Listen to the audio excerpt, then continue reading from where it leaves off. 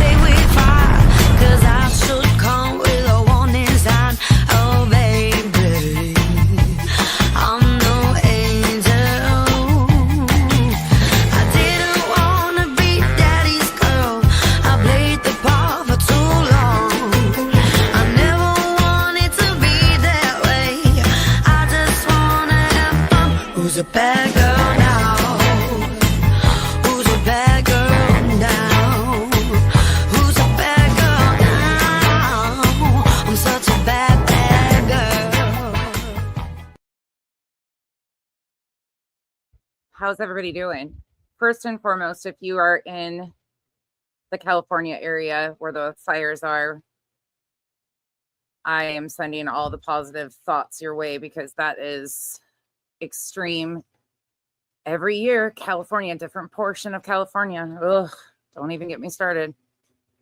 But sending so much positive thoughts your way because holy shit, there's something about fires that people don't quite understand when they're roaring through. Growing up in Montana, watching wildfires in Gulf areas is extremely scary. And so many things are lost. Lives are lost. Animals are lost. Like, it's incredible and not in a good way. So that's first and foremost. Hey, Days in Amaze. Hey, Pika. Hey, Chris. I think I'm getting a little bit more rest, so I'm a little spunky today. Music City Mom, thank you for the 10 gifted memberships right off the bat. Thank you so much. Just my opinion. Hello. Your Kiwi mate, the Mensa panel. We haven't done a Mensa panel in a while. Hey, Thor. Hey, Janice in Accounting, Liberty Farmer, Catherine, Rocky, Note to Self, X, Shelly, Coffee Addict. Yep. 911, Give It to God, Fit and Curvy. We're going to go in. It's windy, but I like to be outside. Hey, Steph, we're getting a little cool weather, so it's like, ugh, can't be out here. Hey, Banana Pug, and it's windy. Hey, Forever Army, Sheila. You would really think, and the best part of all of this, Thor, is she called her live stream fact-checking. She honestly says, Aiden from the Lore Lodge versus Krama, part 2. Let's fact-check. I'm going to show you how to correctly fact check. This is what is fact checking or correcting misinformation. Hey, Vibrator, you might want to stay in a lane of being solely drama that thinks you're true crime. That might be better for you. Fact checking isn't quite your thing. Hey, Sheila, and I'm being condescending as fuck because it's the Mensa panel. Hey, Petty. Hey, Peppermint Tea, Ghoulie, Baby, Liberty Farmer. If you were gifted a membership, you guys, please thank Music City Mom. That was really sweet of her. Lil Lola, that's a tongue twister. Margot, Lindsay Binsey. Hey, Ice. Yeah, it's terrible. Lolly's Bird Barn, Snowflake's Nightmare, Note to Self again. Oh. Yep, right? Like, I read the title. That's why I tuned in, because I read the title and I'm like, oh, they think they're going to fact check. Who are they fact checking? The Lore Lodge? Or what are they fact checking here? And come to find out, they were just struggling. A little bit of a rise out of Brianna, too. Well, not a rise out of her, but they were trying to like go at Brie a little bit. And I'm like, well, that's the first problem with that is they don't even understand what academic citations, what they're even talking about. So, oh, I was embarrassed for them. But I'm gonna take full opportunity and show an easy display of how you actually fact check, because I'll be damned if people continue to say that Betty didn't do all this. Hey, Legal Pickle, Fred, Broken Bougie, Donna, Angel Chips. All right, let's roll. And just because I'm that bitch and I'm going to open it up this way, BJ, don't waste my time or yours. I've got you downloaded already, right here. I did my homework. So even if you yank this midway through, we're good to go. I still have it all ready to go. So just giving you that checkmate right off the bat. Don't waste my time or your own by pulling the stream. I mean, you can. I'll just pull it right back up. So, hey, Hildy. Hey, Roro. Hey, Jeffrey. All right, let's go. There's a couple opening timestamps. Hold on. I got to get my phone out. I timestamped some things that I was like, what? Oh, I think this is the begging for 1,000 thumbs up again. Let's see. I think you were on break when I showed everybody one night. What color are they? Pink. Goodness. You like them? Are they comfortable? Oh my gosh, yeah. My husband got them from... I got to get a lozenge or whatever Josh calls them. By the way, we are speeding it up because we got a lot of clips to go through. So I'm not sure exactly what this timestamp is. Give me a second. Ugh. Is it called a lozenge? So for those of you that are like, stop eating on the live. Listen, Linda. When you talk a lot on a stream, I love that. Listen, Linda. When you talk a lot on a stream, you get cotton mouth. Yes, you do. And you get a hoarse throat. So bullshit. First and foremost, I have been on this mother effing thing for 8 hours by myself, running an entire stream by myself, yapping my ass off. I have a soda next to me or a water or something to drink all the time. And unfortunately, I've never lost my voice. Unfortunate for you guys, I've never yet lost my voice. So stop with the fucking excuses. Like, that's why that was there. I'm going to take a cough drop. Don't come for me, please. Here they are, Brent. They're pink. Oh, those are cute. I love them. They got feet to zip out. I mean, honestly, it's shit like that why people come for you. Because it's like, I'm taking a cough drop. Mm-hmm. Fucking weirdo. Yeah, they're from Pajamagram. You order them online. They look comfy. I told you guys I was giving her a break during the holidays because I wasn't going to help her out with her whole victimhood status thing over the holidays. But the bitch is back again. Fact checking your ass. Once again. Yeah, they're real fluffy and real thick. Like I said, it's got a hood too. Hey, Sammy. It's good to see you. That's cool. Hey, Marcy. If I didn't have such a big booty, I might would have one. But all right, let's fast forward. I don't know what else is in here. There was another one. 43. Let's check and see what this is about. The head. You look crazy. Don't tell folks your business. Like, oh, it's so weird. The irony of this whole fucking thing right here. Okay. Person. Why in the hell do people post their personal stuff on Facebook or on any other social media network? Why? Like what? Well, real life personal stuff. They'll share their whole life. I went on Facebook tonight and I learned like all my cousin's business that I hadn't talked to in years. I'll just say that, right?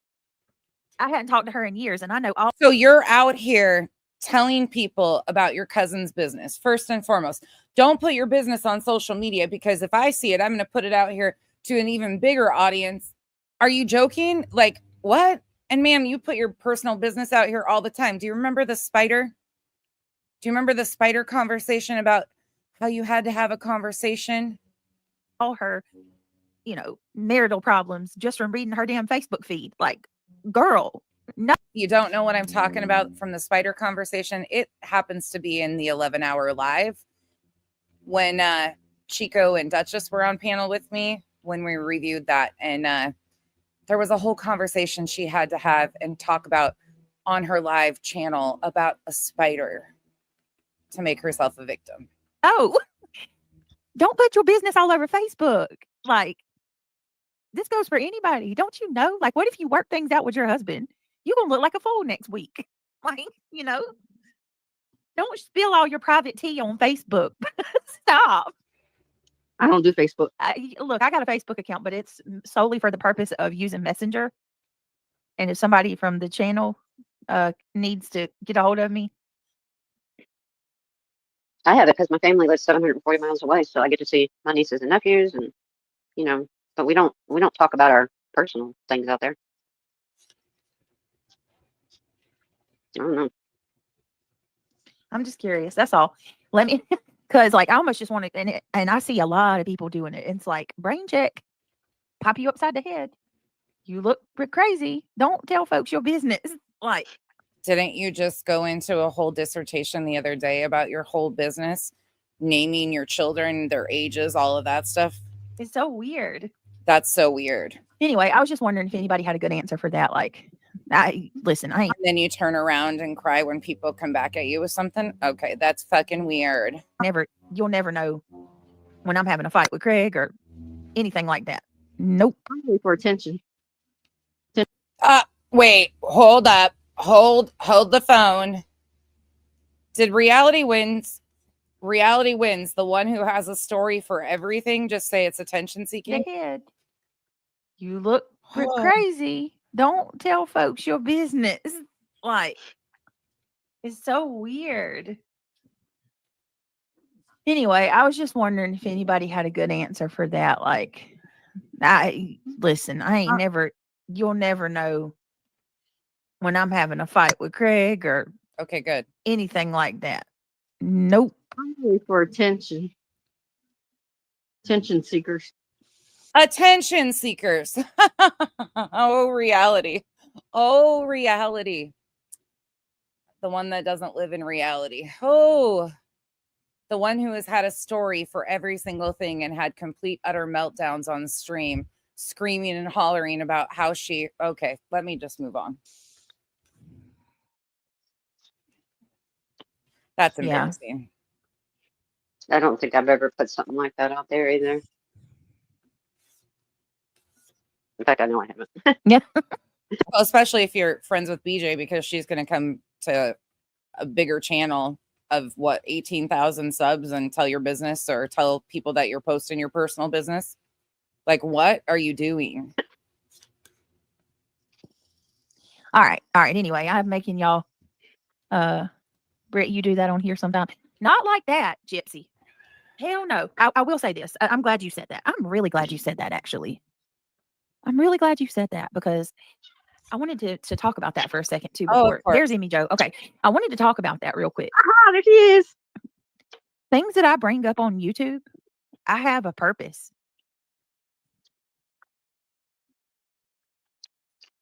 Like Tara da boom. I love it. You guys on duh. That really triggers them. My channel name being duh really bothers them. It's amazing. So I'm glad your names are that. Yeah, she's looking for you. You're asking, yeah. Come to the office.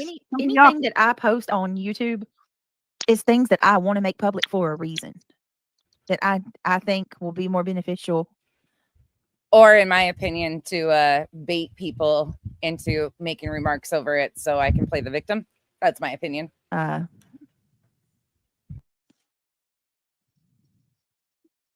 That for the public to know. That's all. Not to spread my dirt. And you don't, I never get real like that. I mean, the most I put out here is like, I don't know, Some like last night when this stuff happened with Eddie, that needed to be made public, in my opinion. Because hold on one second. Wait, your fight with somebody, a panel guest of yours, a friend of yours, needed to be public for what reason? I can't wait to hear this explanation. There was no need for private. A private conversation is out the question at that point for me. That's just, you know what I mean? I'm sorry. That's how I feel. There's no need for a private conversation at that point. I want to go ahead and make my stance clear, draw a boundary, a healthy boundary, so that I don't have to make that announcement. Because next time, drawing healthy boundaries by making personal fights public. Okay, gotcha. I understand. Eddie's one of the guys that sits on panel with her. Sorry, I'm trying not to cough. What's his channel name? All Things Serious, I think is his channel name. He's a panel guest of hers that defends her quite a bit. I don't know much about it. The next person does it, they're going to know. Well, that's it with Brittany, because you just crossed her boundary. I made it clear to everybody last night. Come at me, bro. Amy, I'm here. I'm sorry I'm late. you're good. You're fine. No, but last night I made that public because I did. I got a little bit of heat. People were like, why did you put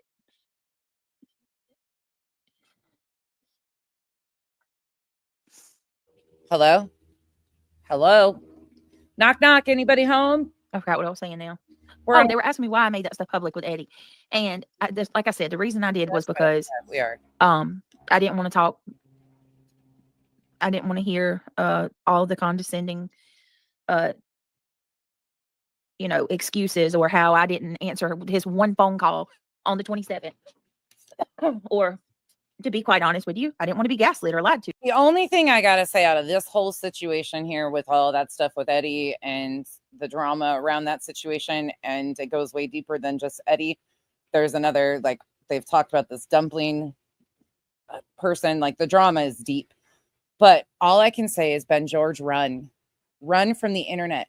All of these people see dollar signs. Ben George is the one, and I'm not speaking about Eddie, but everybody else is like fighting over this Ben George guy. Currently, there's been panel after panel, and it is the weirdest shit. Don't ask me how I got there. The algorithm did it, and I don't like it, but my nosy ass did stay for other people's dramas that I'm not interested in. But I felt horrible at the end of the day because all of them are like fighting over this man because he's got dollar signs attached to him. That bothers the fuck out of me. If you see the only value in somebody and butter up to that person because of it, but he puts himself in that position, so whatever. I mean, you're grown. Do what you wish. So, what was done, the damage was already done, but I wanted to make that post and publicize that last night so that I could make a clear boundary and tell everybody, hey, this is where I'm at. This is how I feel.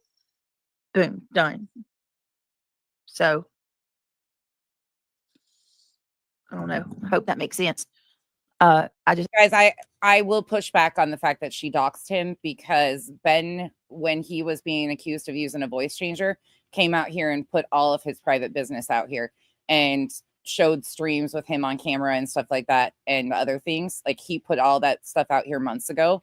So I do not believe that she doxed him. That is my opinion. Her saying Benjamin Nielsen George, to me, is I don't think that's his full name.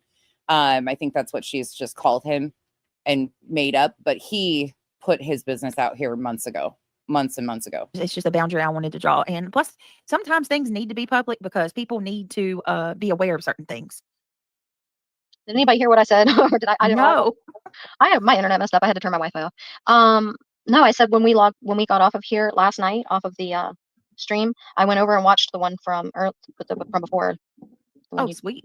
Yeah, because I kind of got the gist of it, from you explaining it, but I was like, I had to see it firsthand. By the way, for anybody that doesn't know what's going on, like with this whole Lore Lodge thing, the Lore Lodge did a 3-part series months ago, like 4 months ago, and he got a lot of pushback on it because it was just incorrect in a lot of fashions and very biased from jump. But the green team is salivating because this man has over 500,000 subs. He's got like 600,000 subs. So they are like buttering up to him, and he can do no wrong and say no wrong and all of this stuff because they want recognition from this man. I mean, it's how the internet works. We're not naive to that. But they're, of course, going to come out and defend him swinging. And that's what the green team has done. And I'm like Yeah. mind blown, man. What? Oh, really? What? Yes, like Well, now that no, you it's process, what do you think? well, it's weird to me because I'm the kind of person, like, I don't really have friends. I'm not like a big friend group person. I've always been like a one friend person, and it's weird. I don't know why I'm like that. So I don't know. I've just been always like really like a loner, and I'll have like one friend. Like when I was homeschooled. I'm going to need you to take Joe out of your name too, because you're a insult to anybody with the middle name Joe. I hope that's not actually your middle name, because mine is Becky Joe, and you give Joes an insult to their name there, Emmy, because we're gonna have a talk here today there, little miss. All the way up till I was in like the last year of middle school, and then so I went to last year of middle school and then high school, and I always had, like, I had one friend in middle school, and she was my best friend, and I didn't really like I was nice and friendly with everybody, but I didn't really have like friends. So that's just how I've always been. Like, I have a one track mind. Like if I'm loyal to you, like I don't go and then have a bunch of other friends. So I don't trust people very easily. Like I don't let people in. I don't talk to people. I'm not in any discords. I'm not in any messenger conversations with people. Like, does that make sense? I don't do that. I'm not a real social person. So Yep. like I come on here at night and I'll talk to you guys. Like that's my like social outlet. But other than that, that's it. Like I don't talk to anybody behind the scenes. I don't gossip. So there's not really anything that I have to really worry about anybody like crossing me or going against me or anything, because I don't talk to people. I just leave that shit at the door and I come on the next night. You know what I mean? But so it's hard for me. Like if I do get to the point where I put all my eggs in your basket, like, and then something happens to me that like where that one person that I trusted screws me over, I guess that hasn't really happened a whole lot to me because Thank goodness I have lots of friends and they all must carry like an egg. So don't crack my eggs, okay? Revival, Duchess, Chico, Pika, Amethyst. I mean, be careful handling my eggs. because I don't open my door for a whole lot of people. Does that make sense? I don't leave myself like vulnerable for that to happen. Yep. So it blows my Thank you. mind when I see something like that happening. I mean, not just once. I mean, I've been here with you on your channel for what? Probably about 2 years. So I don't, it just, I keep seeing it happen over and over again. Like, why do people, like, who does that? Like, who can be Kathleen, I would probably be Bossy Joe. Honestly, I am a bossy bitch. Bossy Joe would probably be more fitting for me. I'm going to be nice because I'm just going to correct her with the clips, but these people, I'm going to let them talk for a minute and then I'm going to bump it forward. I'm not really interested in any of this part. I'm interested when they defend Betty. friend to somebody and be loyal to their channel and come here every night, be part of the family, whatever, and then just get intrigued by something else and then completely chameleon and become something else. And I don't know. That's just bizarre to me. It's so weird to me. My circle is small. Yeah. It has Why- to be. I think it's got Well, there's nothing wrong with having a small circle, but I don't think that's necessarily by choice when you've lost over 100 mods. Like I mean, that just says something about your ability to hold relationships, in my opinion. But there's that. gotten smaller. I think that once you get burned so many times, that might be what, I don't know. Maybe it's like a defense tactic for me. But I'm an only child, so I didn't really like. That actually explains a lot to me about Emmy. Truthfully, my whole life I've been kind of a loner, and so I don't know. Maybe that's what it is. But I just don't. I can't believe that somebody is so easily swayed. Like, the shit she says just blows my mind. where does that come? Like, how does that even happen? And it's not just one person. It's a very common thing. I mean, how many times has this happened to you? So it's how are people so like fair weather friend? Like they're so easily swayed to any which way the wind blows. It's just easily swayed. What's the common denominator here? bizarre to me. You would think at some point in time when the common denominator, like what? Ugh. Again, I don't care about their relationships. I'm not interested in it. I'm not involved in any of that shit, nor I have a hard enough time keeping track of all my friends. I'm not worried about theirs.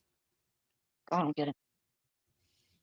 I mean, I have no idea. I mean, honestly, to hear people on the outside say it's my fault, oh, another one bites the dust. Brittany done did this to this one, like, and her don't know how, but It's not always your fault. It's not always your fault, but you have a very common theme of how you select people, in my opinion. In my opinion, it's what's very beneficial to you of how you become friends with certain people. And when you have a motive of why you become friends with somebody for a purpose or a reason, that friendship is tarnished in the beginning. And that's just my opinion from the outside looking in. but Well, that's what they do. That's what they do. They'll gauge interest in Exhibit A, Eddie, or Mhm. whoever it is this week, next week, whatever. They'll try to like pull him, like be nice to him and love bomb and pull him in over there. And then once they get him over there, they not only they try to convince him that you were the antagonist in the situation. And then Mhm. That does happen. 100% that does happen. We've seen it. and that's why they have to. Not just with BJ, but other people. We've seen that from side to side. They love bomb. They do all the things. Yeah, we know that happens. To portray that narrative to their channel, because then if they didn't do that, then that person that they brought over there would start to question it, unless they rallied the chat to stand behind that same made up bullshit. Mhm. So it's weird. It is. It is absolutely. Absolutely. Boy, you scared me, little boy. All right, let's bump it forward because I'm losing interest fast. I'm not concerned about their friendships. What I'm concerned about is correcting some of this BS. So we're going to go to the 112-minute mark just because I got a lot of clips to show. There's some other stuff that was incorrect that was stated between the both places. Again, I don't see the Lore Lodge being like, he's an approved channel from the Green Team. The Lore Lodge got the base of this story, was filled with drama, speculation, rumors that had gone around. He claims that he did a bunch of research. Again, I reposted Janice's post from 4 months ago the other day where Janice informed him, Terry informed him. I wasn't even wasting my time. I was just a bitch to him about things that he had factually got incorrect. So he never went back. He was told 4 months ago about what he had gotten wrong and that he needed to research better. And he was also sent super chats by people because that's the only thing he really responds to, that he had gotten things correct. So when he came out with this one and compiled all of them together and then added on, I wasn't shocked. And I wasn't shocked that he's like doubling, tripling down. It's beneficial. We heard Jessica Kent say it. Professionals are telling him to get into true crime because that's where the money is. And yes, I'll go in just a minute. It's windy out here. Days a month for 14 hours a day while he went to work at night. Well, I think that might be There's misrepresentation, another misunderstanding of what I was saying. So two things you've misrepresented. No, I'm not saying that's something I misrepresented. I'm saying I think you might have misunderstood what I said. No, another thing is you said. Unfortunately, I'm going to have to speed it down so you guys can understand what's going on here. That you have. Slow it down, not speed it down. Goodness. That you have an autistic brother. Okay. I had a special needs sister. Okay. So I can relate on the whole sibling thing. And you, Listen at her. you're fine with a man. We're doing a whole stream inception today. So it is me reviewing BJ, the Mensa panel, reviewing Queen Bee, and on Queen Bee's panel, there's two avatars I don't know. Queen Bee, Cheesy, SS, the Lore Lodge, Granny, Bree, one's Roro, and I'm not sure who the other one is on panel. That sits with a woman that calls his son defective. Oh, they're talking about Betty. Anybody called your brother Yes, I heard defective that. Oh, they're talking about Betty. multiple times, would you support that person? No, and as I have Okay, said, well, I am Seth not Rogers supporting is. Seth. Seth Rogers is. But I'm not And supporting again, Seth. Brittany, stop. Get the fuck out. Betty didn't All right. call. There she goes I'll be again, damned. right there. Oh, that pisses me off. I know what Betty didn't call him defective. Betty No, was repeating what Chris said. Huh? She Nana, I know you're here. You're welcome to come into chat. Do not gang up on Nana. She's always with us watching. Nana pops in and chats occasionally. But Nana, you know that you're factually incorrect. We did this 3 months ago, Nana. And you know that what is being said is incorrect. But I'm going to remind you. she's not getting her facts straight. Mm-mm. Not at all. Out of context again. Betty was saying the parents called him defective. Well, the parents didn't call him. The defective. parents- Well, That's okay. the way they look at him. Yeah, she Okay, was. that's right. She You're was, right. she was implying that they consider him They defective. perceive Defective. him Right, as defective. because of how they degraded him when they talked about him in the interviews. Yes. Oh, is that how, huh? You guys have a really crappy memory. Okay. Sorry, my bad. No, Yeah. I'll take that one. But you were right. You were on the right path. It's just It's just the that- wording. it Right. pisses me off. Like everything Rowena has just threw at him is completely fabricated. Just like Rowena assumed. Then correct it. I thought you were fact checking. So correct it with the correct information. That's what fact checking is. So just like you said, it's completely incorrect. What you said about Betty is completely incorrect, but it's not the first time you've defended Betty. Let me let you go on a little bit longer, and then I'm going to show you how this is done. Assumed that Laura Lodge was supporting Seth when he never said he was supporting Seth. So if she can assume. It's not an assumption. It's not an assumption that he's supporting Seth. When Seth popped into his chat, again, he came into this with bias. That is fine. It is what it is. But his bias has completely blinded him to the facts and the truth. The vibe from him that he's supportive of Seth, then Bullhorn Betty can assume the vibe that Katie and Chris find Sebastian, So it's just Betty assuming the vibe. You hear that? It's just Betty assuming the vibe. irritating, or whatever. You know what I mean? So like, it's just you form your opinion based on, watching somebody and how they act towards another person, which is what Rowena has done with Aiden. She has got the vibe that he is supporting Seth. All right, let's just do this. Okay, let's go. This is annoying already. I'm already annoyed. Okay, so I'm going to take it back and show you a couple other times when they defend Betty and her use of terms. I'm going to go back to my own video from 3 months ago. The video is called, hold on. It is called Defending the Indefensible with BJ. There's 2 parts in here I'm concerned about showing you, and then I'm just going to pull clips. But like I said, this isn't the first time she's defended them, Betty specifically. So here we go. Paint a picture. So you're going to hear me reviewing myself for a moment sure that everybody can see. Okay. All that stuff. Wow. And BJ, this is BJ's stream that she was reviewing a TikTok. I named my toilet paper Tony so I can wipe my ass with it. Nice. Maybe you should get some of this face printed on it like Betty did this shirt. Right? There's got to be a place. So BJ's panel is reviewing a TikTok stream. Yeah, it's on normal speed.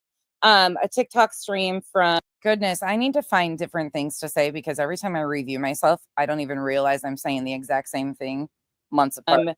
Jay for Justice, Barbecue Lady, Tammy, some UA Crimson Tide, Crime Tiger, a bunch of people that I don't know, but that's the voices you're hearing. Stephen Kraft. Oh, wait, the one isn't a part of their group. Just ignore that she's on panel. All of these people are not a group. Don't ignore that. Overlook that, please. Crabtree and those guys. They were on TikTok the other night, and this is what Brittany and those guys were reviewing it. It does it. I'm sure they do. That's so funny. Everybody. Tony that is peen toilet paper. Green screen slippage toilet paper. Fucking sicko. That's No, so okay. Listen, the whole fucking thing with Steph sitting with Betty. Look at this. I don't know. Whoa. The fact that she's up there and called. And that's, you can hear people in BJ's back chat making noise. And he's sitting there supporting her. Confuses the shit. So it's really hard to hear because people on Brittany's panel are like talking over the TikTokers, but this gal, it's May, is 100% factual. She's saying, I don't know how Tony can sit with Betty after she called Sebastian defective. That was my child he talked about. There's no way in hell I would be cordial with her.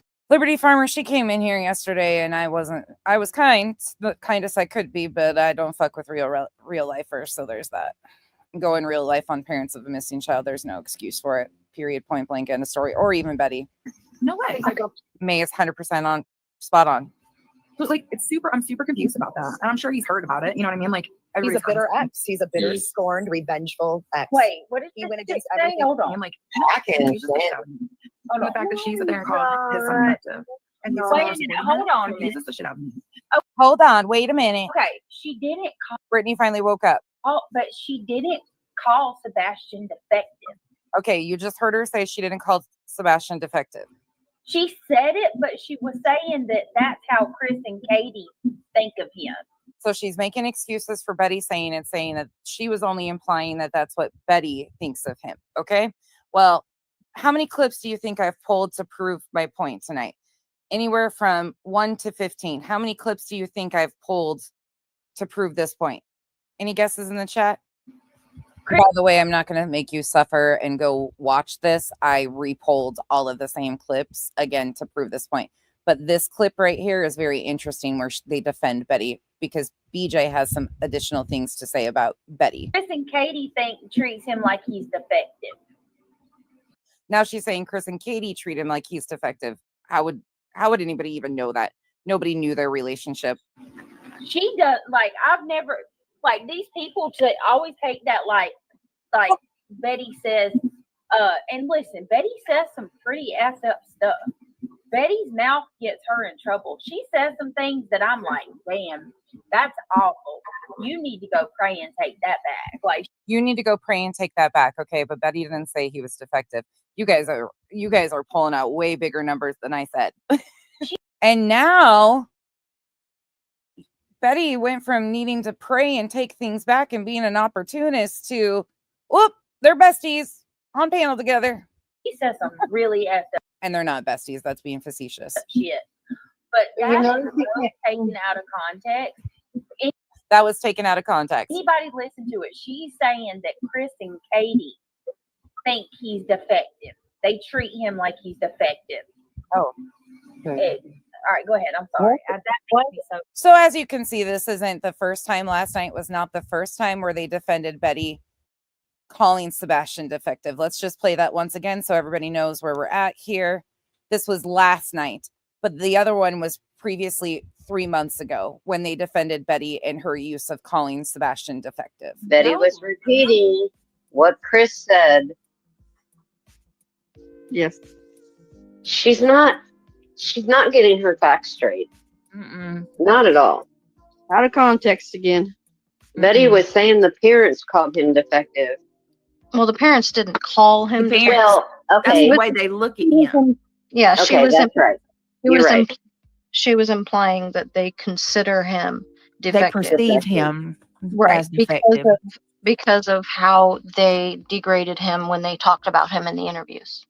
All right, let's go take a look. So first and foremost, let's go to June 6, 2024 from Bullhorn Betty Crime Stories. We're going to start at the 4-minute and 30-second minute mark. 4:30. According to Chris Proudfoot, the best part about it is he left no evidence. So there's been a lot of speculation when it comes to this case related to Katie. At first, all the speculation was on Chris because we only had one interview that we were all looking at. It was the green shirt interview. Many of us didn't even know he had interviewed prior to that green shirt interview. But during that green shirt interview, our folks, overanalyzed that video very well and noticed a lot of scratch marks that were present on Christopher Proudfoot's arm. So isn't that ironic now that we've seen the actual news footage numerous times of his arms and how enhanced those scratches were for them to pick them out like that? Because when you look at the actual news video, you can barely notice them. Even in the hands video, you can see them very lightly in the background, but they were enhanced extremely to get them to see them, what they're seeing. So naturally, we have a missing boy and a man that has all of these marks all up and down his arm. It's not a comfortable feeling, okay? So a lot of our eyes went directly on Chris Proudfoot, and we believed Chris Proudfoot did one of two things. He either lied about being home that weekend, or he had a stealth mission because he's the one that approached Seth. He's the one that had disciplinary issues with Sebastian. He's the one that appeared, for all intents and purposes, that he did not like Sebastian. Sebastian was an artard. He was Katie's PUSSY son, and you know, the hard man, the manly man Chris is. He just can't stand a kid that's just not like him. That's just not the manly man. You know, he needs somebody to be smart. He wants the kid that's going to be winning the football game so he can point and say, that's my boy. You know, he can't stand this defective being around him. And I think. Oh, so Chris and Katie have ever said any of that? Nope. They sure haven't. Nope. Sure have not. Not at all. Let's go to the next one. June 23rd, 2024. I think he's just going to have to learn to live with a big, huge, gaping hole in his body. And that's just not fair. It's just not fair while that family gets to live high on the hog, gets to go out shopping for motorcycles and new cars and new dogs, and gets to spend the summer break with a new kid that's not defective.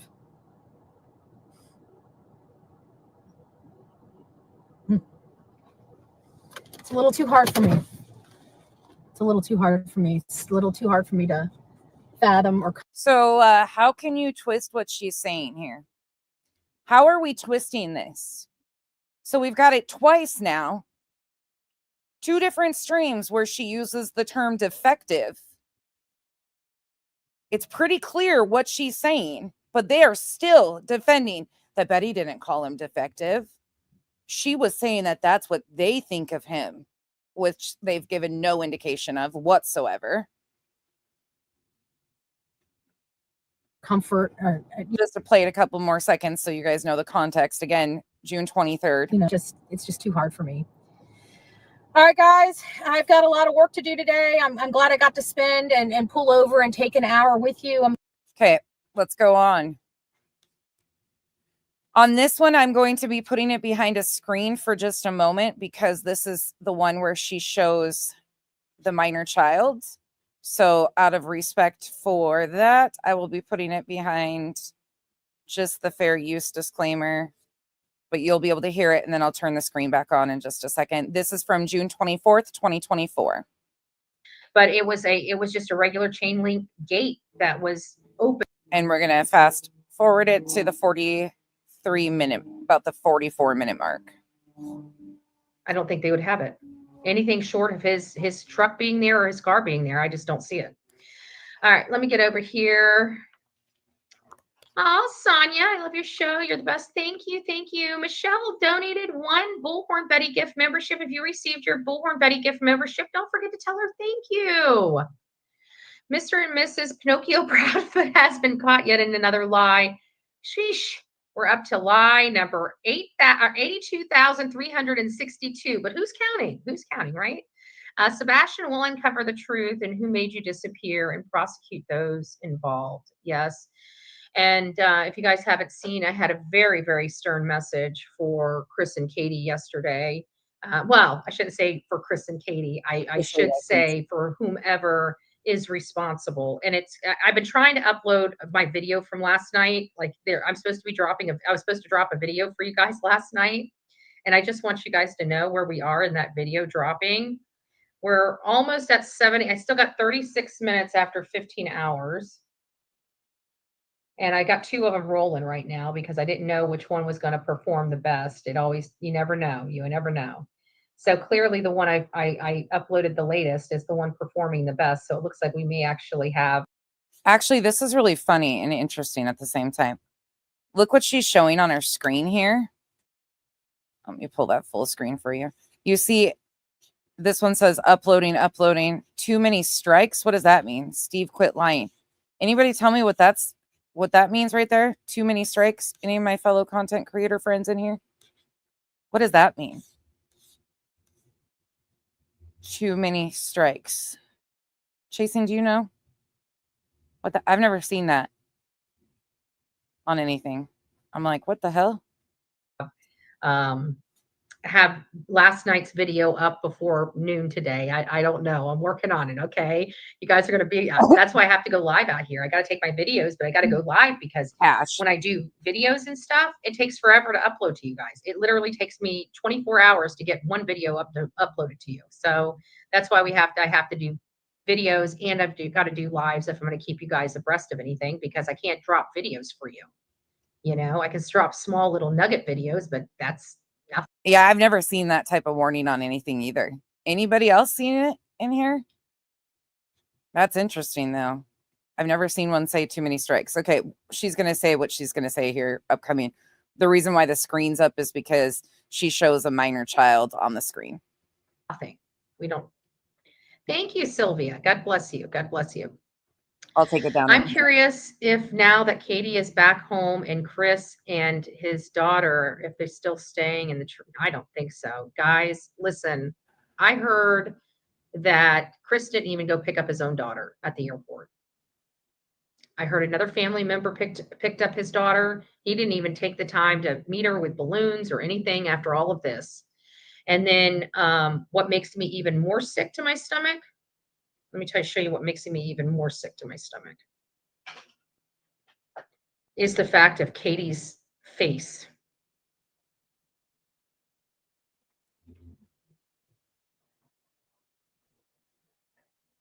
Let me find that photo. And everybody knows what photo she's about to show. It's the one of Katie and Chris's minor child in church. I gotta blow it in because I don't want to put other kids in here. And her face is on the side, so you can't get her full face. So I don't want to hear all these roach channels or hate channels. These nasty people, these nasty women. Baby, I'll be a nasty woman if it means I'm nothing like you any day of the week. But I think that you are the epitome of nasty, because not only do you call Sebastian a missing child defective 3 times, it's more like upwards of 7 to 9. Giving me any kind of crap because I really don't care. You can crap me out all you want. Not going to stop me. That right there infuriates me. Katie's smitten with her new daughter. Absolutely, utterly happy. This is her at church. Absolutely happy, smitten, so happy she's got a non-defective new child to love on. Look at her face. She's missing her daughter. A non-defective child to love on. I don't know how they're defending this. Sorry, got to put it up again. She flashes it again. Her son. Look how happy she is. She's so happy. She's holding that little girl probably like she ain't never held a child in her life. Like she ain't never held a child in her life. Right there. Right there.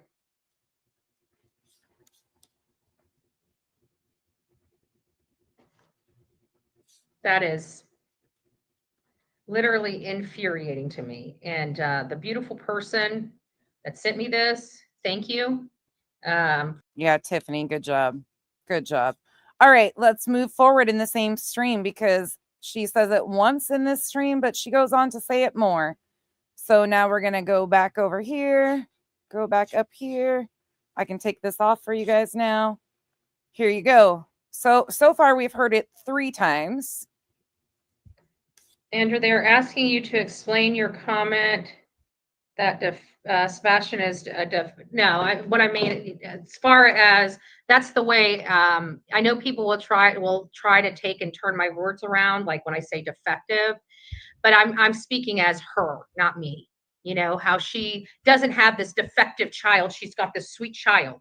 Her child had a lot of problems. Okay. Sebastian Rogers had a lot of problems. So, again, how is this being defended? Katie never once said or implied that Sebastian was defective. These are very clearly Betty's words, as she had been using them since the beginning of June. There is no defending what Betty is saying. She is very clear on what she thinks and what she meant.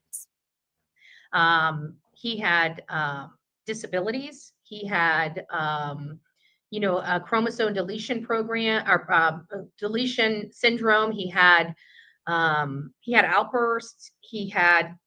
For any of you that wonder why I'm doing this, is because this has infuriated me for months. The first time we did it made me see fucking red. And the fact that these people are sitting there condoning this type of behavior and even implying, if this was implied that Seth said something, they would be over the top. If one of us, no, Chris and Katie didn't imply that, neither did Seth. None of them did. These are Betty's words, Betty's thoughts and opinions. And to you, BJ and panel, Nana, Emmy, that are defending this, you're disgusting. But don't forget, they're fact checking all of us. And just seeing that joy on her face, hugging on Faith, made me sick. And so in my mind, I feel like she's just saying this perfect new child instead of my defective one, because I believe that woman offed her son. That's what I mean by it. That is exactly what I mean by it. Oh, not only does she say in her mind, she also says that she feels she offed her son. I'm not speaking for me. I love that boy. I think that boy. And that's cringe as fuck. Boy had a lot of problems. I think he defied odds. He deserves to be here. But I feel like her and Chris treated him like he was a defect in their life. And so that's what I'm saying. I believe that she treated him like that. I believe the way she's holding Faith proves that. She's a disgusting individual. And I feel that she got rid of her defective child for one that wasn't. If you want my truth. If you want my truth. How many more times does she need to say it? How many more times does she need to say it? How many more times does she need to say it before you idiots will understand that this is what she thinks? This is what comes out of her mouth. How are you defending this as of last night? He'd leave him 4 days a month for 14 hours a day while he went to work at night.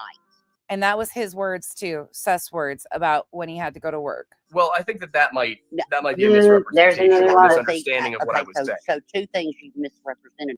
Let me speed it up a little bit. Consider him They defective. perceive him. Sorry, hold on. They're talking about Betty. They're talking about If Betty. anybody called your brother Yes, I heard defective that. multiple times, would you support that person? No, and as I have Okay, said, well, I am Seth not Rogers supporting is. Seth. Seth Rogers is. But I'm not And supporting Seth. again, Brittany, stop. Get the fuck out. Betty didn't call. There she goes I'll be again, damned. right there. Oh, that pisses me off. I know what Betty didn't call him defective. Betty No, was repeating what Chris said.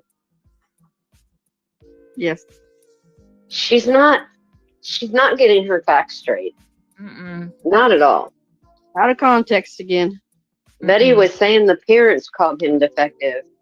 Well, the parents didn't call him. The parents, Well, that's okay. the way they look at him. Yeah, she Okay, was. that's right. You're right. She was implying that they consider him They defective. perceive him Right, as defective. because of how they degraded him when they talked about him in the interviews. Yes. Okay. Sorry. My bad. So far in 3 streams, we've heard Betty use the term defective 7 times. 7 times in 3 streams. Not once have Katie and Chris implied or said that Sebastian was defective. But they're defending Betty. Bad. No, Yeah. I'll take that one. But you were right. You were on the right path. It's just the wording. It Right. pisses me off. Like everything Rowena has just threw at him is completely fabricated.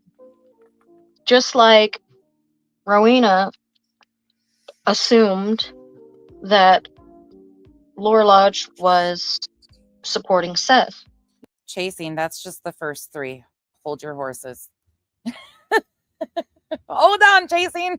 When he never said he was supporting Seth. So if she can assume the vibe from him that he's supportive of Seth. It's just Betty's vibe. We're just getting it wrong. It's just the vibe that Betty is assuming. Then Bullhorn Betty can assume the vibe that Katie and Chris find Sebastian,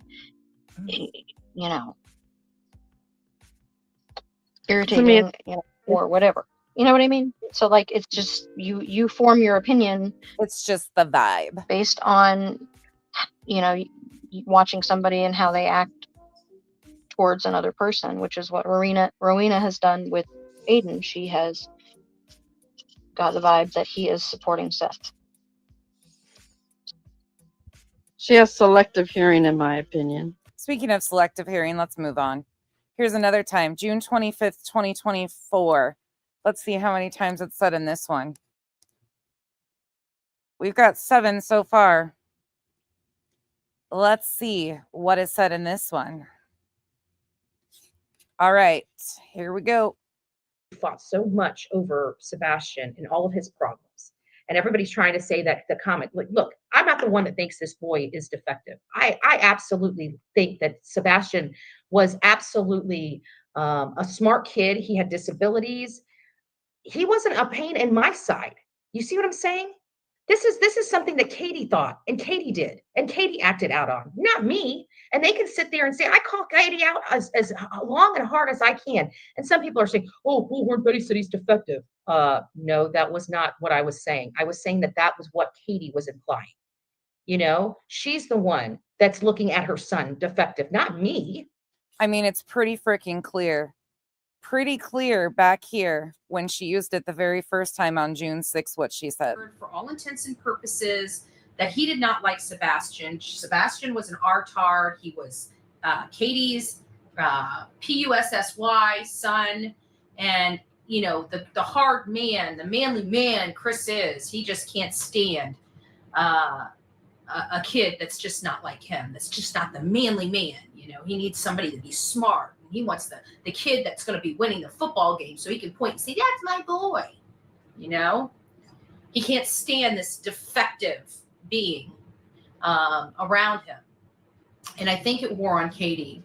But there's been a lot of, as the private investigators started doing. I mean, no matter how many times she tries to cover her ass, it is very clear what she meant. By the way, by the time we're done with this stream, it'll be 10 times that we've heard her use the term defective. Hard as I can. And some people are saying, oh, Bullhorn Betty said he's defective. No, that was not what I was saying. I was saying that was what Katie was implying. She's the one that's looking at her son defective, not me. I'm out here fighting for her son. As a matter of fact, it was her husband that thought if we heard about him being ARD and SA, that we would drop the case and not even bother helping him. That was out of their mouths, not mine. They were having a problem with all of his issues, not me. I'm searching for that beautiful boy. God doesn't make mistakes. Get it right. But then it doesn't matter because they're going to run with whatever story they've got. It was shocking a creator did this. What is more shocking is the people follow them that was attacking and putting out false. Enid, thank you so much for the gift and memberships. Welcome to the cabana. And Basement Jesus, welcome to the cabana. Thank you for joining the cabana. Okay, let's go. I think we got all 3 of them in that. So we're up to 10 times now. Let's continue to go. She needs to shut the fuck up. Cantonio got up. Kyle's back. Back again. Okay, here we go again. This is June 25th, 2024. Another stream. So we're up to 10. Here we go with another one. I can show you that she's not acting right. I feel like she feels like she got a new kid, one that has no problems. I'm sorry, but at some point she started resenting and looking at Sebastian not as a disabled child, but as a defective one.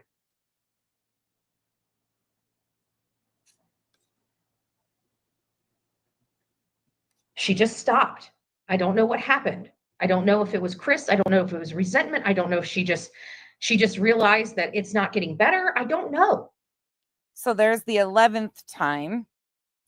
The 11th time, her words. How is this being defended?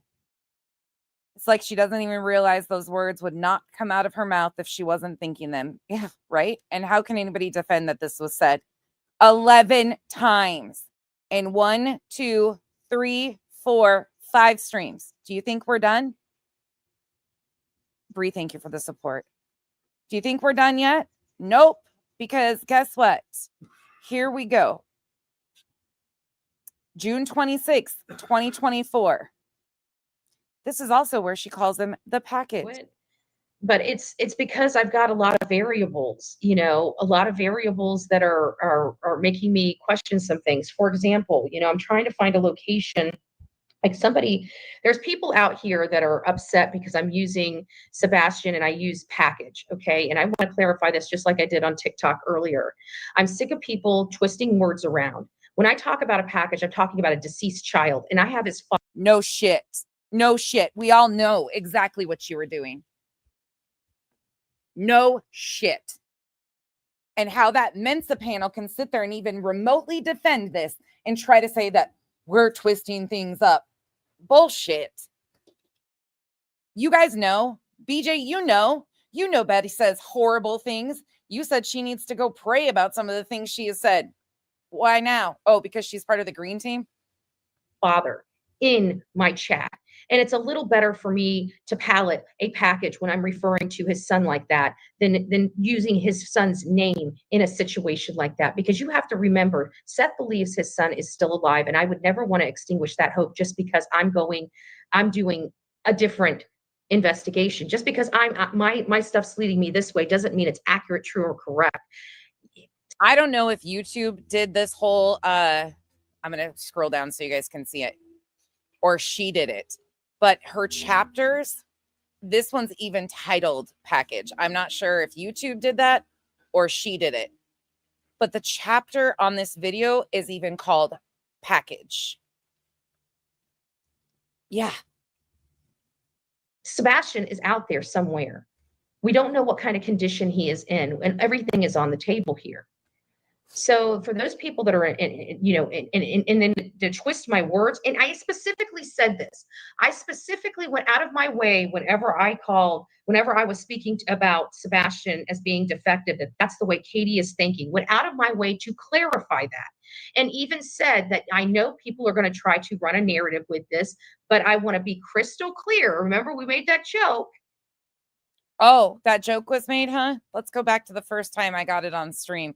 June 6th when she uses it, because obviously I'm twisting her words and she clarified what she was saying. That we were all looking at, giving you a little more context. That was the green shirt interview. Many of us didn't even know he had interviewed prior to that green shirt interview.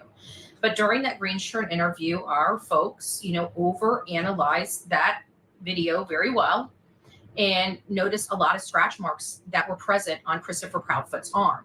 So naturally, we have a missing boy and a man that has all of these marks all up and down his arm. It's not a comfortable feeling, okay?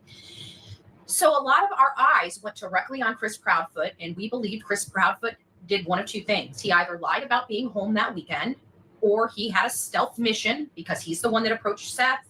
He's the one that had disciplinary issues with Sebastian. He's the one that appeared, for all intents and purposes, that he did not like Sebastian. Sebastian was an RTAR. He was Katie's PUSSY son, and the hard man, the manly man Chris is. He just can't stand a kid that's just not like him. That's just not the manly man. He needs somebody that he's smart. And he wants the kid that's going to be winning the football game so he can point and say, "That's my boy."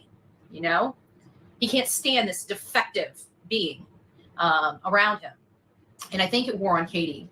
But there's been a lot of, as the private investigators started doing their work, there's been a lot of. Oh, that's interesting because she just told us that we twisted up what she said. Let me back that up again. She gave context. We're just idiots. You know, and then to twist my words. And I specifically said this. I specifically went out of my way whenever I was speaking about Sebastian as being defective, that's the way Katie is thinking, went out of my way to clarify that. And even said that I know people are going to try to run a narrative with this, but I want to be crystal clear. Remember, we made that joke that I'm talking as if I'm Katie. Where was that? Where was that? Because we've heard this will be at the end of this stream, it's 14 times. 14 times that she uses the term defective, and we're not done yet. 14 times. Where did that happen? Because it sure didn't happen when you started using that term in June. And you know, these people watch this stuff from beginning to end, and they knew that, and they didn't care. They wanted to peddle their narrative, and they wanted to peddle their lies. That is the streets of these YouTube streets. And that's why these channels are not growing. They're not just, when they can't attack me, they're going to be attacking another creator. They're going to be attacking the Jennifer Coffin-Daffers. They're going to be attacking the Chris McDonoughs. Coffin-Daffer attacks herself by opening her fucking mouth. Let's just be honest here. Why? Because they're miserable people. Yep. Miserable. So miserable.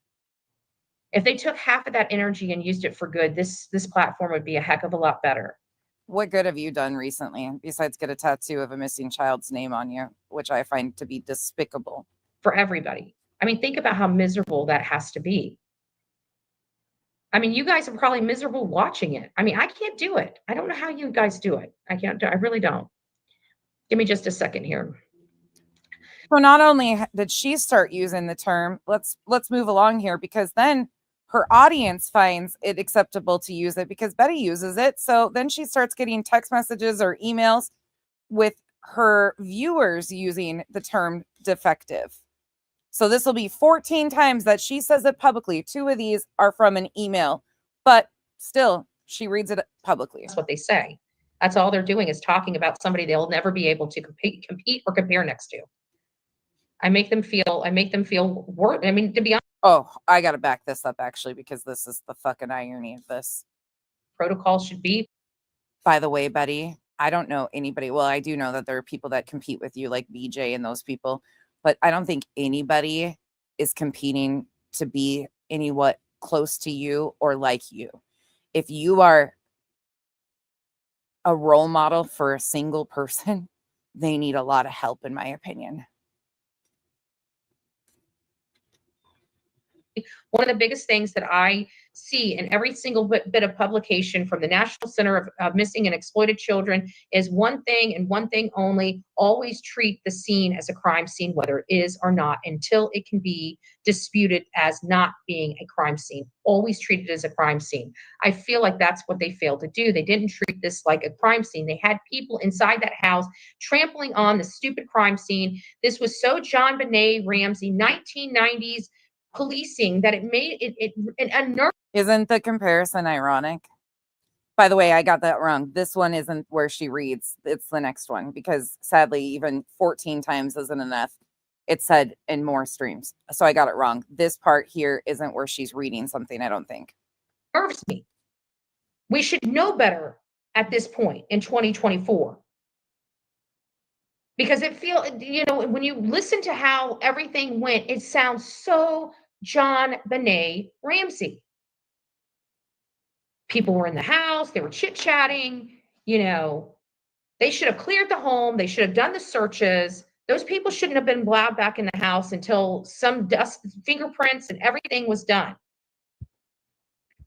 Twisted Isabel, thank you so much for the support. But the reason why it's taken John Benet Ramsey is because they trampled the crime scene and screwed up the forensics.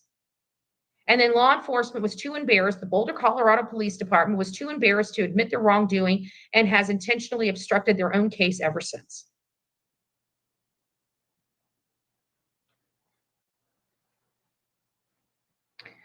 I hate how some use clips from your videos. They are using their for their own. It is what it is. You know, that's why it doesn't matter. People come over here, and once they get triggered, they'll start watching, and they'll realize that the people that are giving them, throwing that narrative are either lying to them or they don't really care. And they want to go watch them because they want to be part of the mean cool kids. Either way, I really don't care. As long as they ain't trying to cause me financial damage or try and take my channel, I could care less what they're doing. That's what Queen Bee did. She tried to damage me and literally terminate my account. That was fine. That, like, she was trying to make it that I couldn't even afford groceries.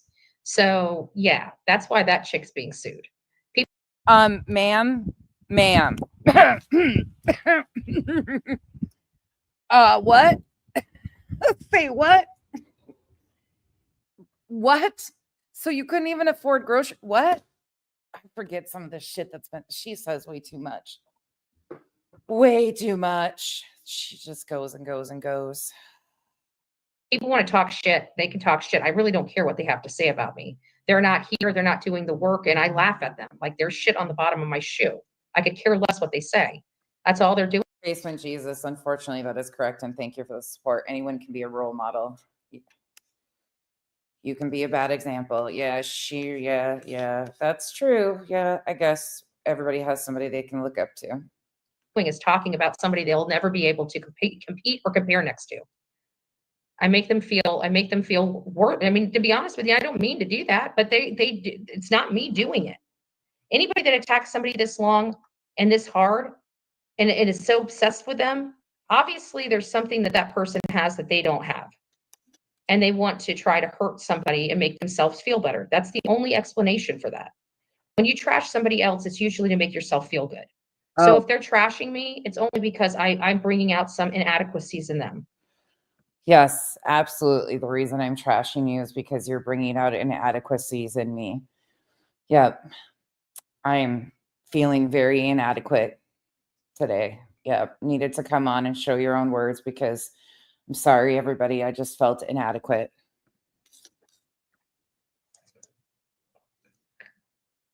The jealousy. I think KP is seeing her life marriage being ruined and blames Sebastian. And I believe he would never be able to care for himself. Yeah, I think that's kind of how she felt too. And that's what I was saying. That's why I was saying that she was looking at, having a child that didn't have any problems versus her child that had problems. And, I wanted to have the impact of how she said it, because I feel like that's how she looked at her son. I feel like she looked at her son like he was defective. And I feel like she was tired of taking care of a defective kid. And her husband gave. So there's a 13 and 14 use of the term defective. Her an ultimatum, either him or her son. Because Chris wanted his daughter there and he did not want her son around his daughter. Well, it just so happens that Sebastian disappeared shortly after that. Chris got his daughter like he had planned. And guess what? He got his daughter like he had planned without Sebastian anywhere around. It gives me, it unnerves me in a way that I can't really express in words. And then you got Nick Barris saying that he believes it's a third party. Oh, ma'am, you've used a lot of words, a lot of horrifying words to explain your feelings. And people defend you on this. Mm-hmm. And law enforcement doesn't have a clue. And has no information or no evidence. Well, you know what, law enforcement, you actually got to collect the damn evidence to have it, okay? And you assholes haven't even collected the forensics. So actually, we found out from Nick Barris forensics was done. That was confirmed on a Nick Barris post. And thank you all for being here. I just realized there's a lot of you here. Sorry, I'm all over on these other screens. Thank you all for being here and watching Betty show her ass per usual and watching the Mensa panel defend Betty's disgusting behavior. We'll get back to that in a minute, but we've got a few more clips of her using that term, so we will continue on. Now let's go to the next time. So we are going to go to July 1st, 2024. This might be the one where she's reading something. To the day when she filed for divorce, and Seth and her married for 8 years. Seth was Sebastian's primary parent for the first 8 years of his life. I don't believe Katie ever bonded with Sebastian. I think exactly what you do when it comes to how she feels about Sebastian. I believe she blames Seth for Sebastian's disability. I believe she wants unmedically needy, unspecial needs child. Yes, this is where she is reading an email or a text message from one of her subscribers, but she uses the term 3 more times. So we are up to 17 times after this one. Katie Proudfoot is an absolute heaven being with Faith for the summer. And I believe that Katie will and gas that Katie will and has been helping Chris fight for custody of Faith, because she wanted to raise Faith. Katie wants a perfect normal child, aka not a defective child. And again, the defective child is how I feel Katie looks upon her son. I know people try to take my words and manipulate them and twist them up and turn them and churn them as much as possible. But at the end of the day, when I'm saying stuff like that, I'm speaking as I think Katie feels about her son. I believe she looked at her son as if he was defective. I don't believe God makes mistakes. You know, it was funny because years ago I had talked to a lady, and she had a Down syndrome child. And this was the child was being born in the 70s, you know, kind of like me. I was born in the late 70s. But the doctors back then didn't know a whole lot about Down syndrome. And so the recommendation for parents at that time, and maybe some parents know this out of their own personal experience, was to, you know, terminate the pregnancy. And this lady absolutely thought that that was absolutely appalling, to terminate her pregnancy because of this Down syndrome. And then she even asked the doctors, is this lethal? These are all things that Betty should probably never speak on, in my opinion, because of her lack of knowledge, but she does, per usual.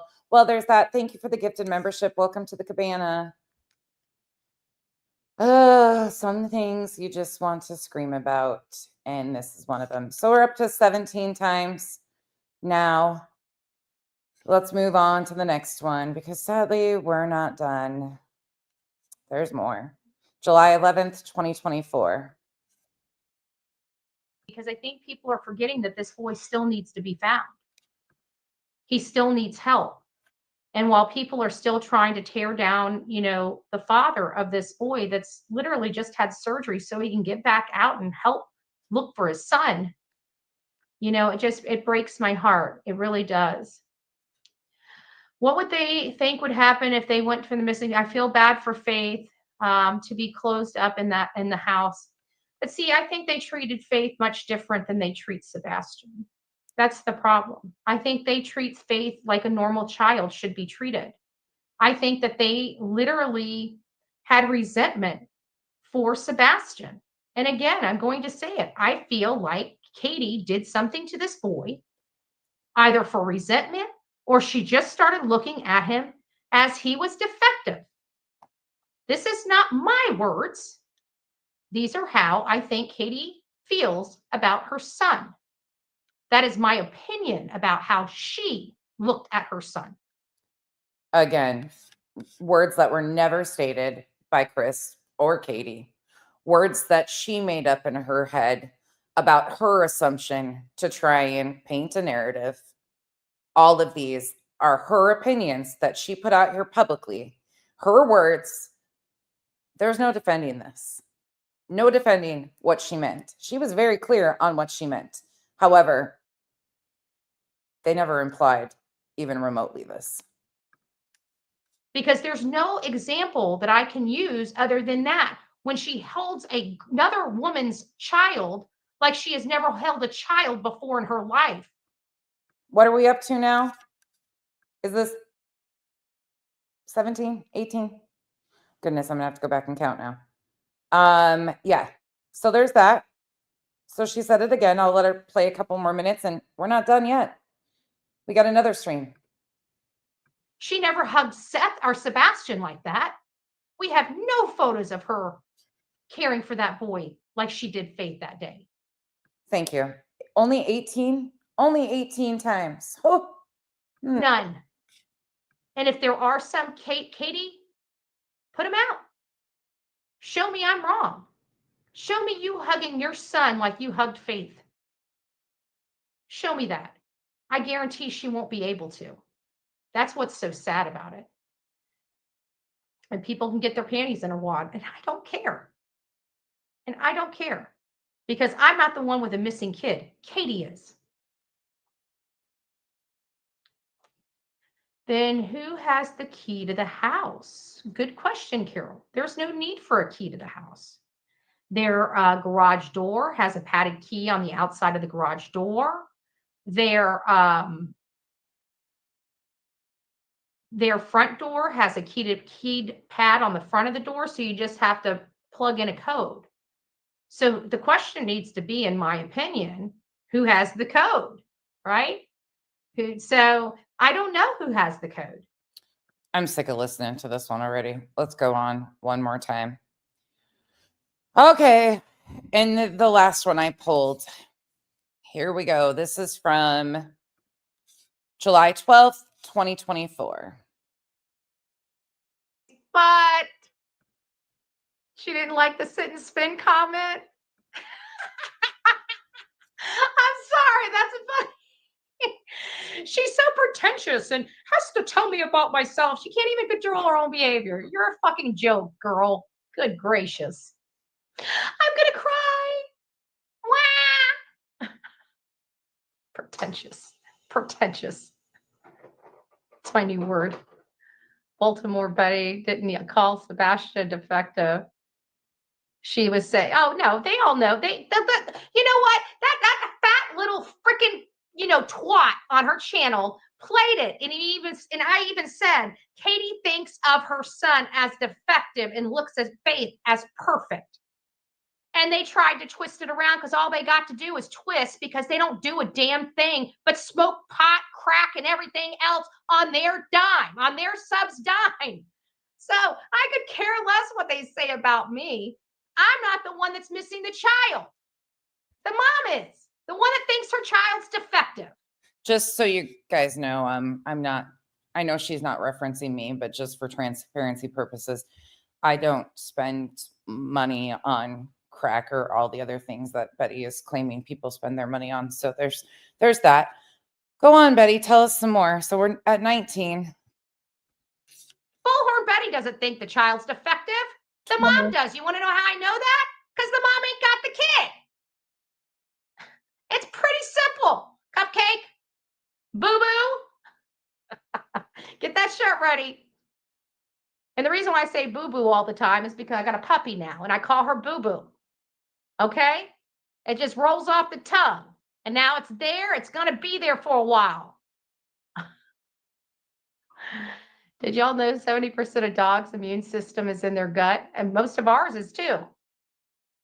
I think a lot of I don't know how much of ours. I don't pay that much attention. I just know I don't like chemicals as I'm drinking a Pepsi. I do drink a lot of Diet Coke, so there's that. Thank you. Diet Pepsi at that.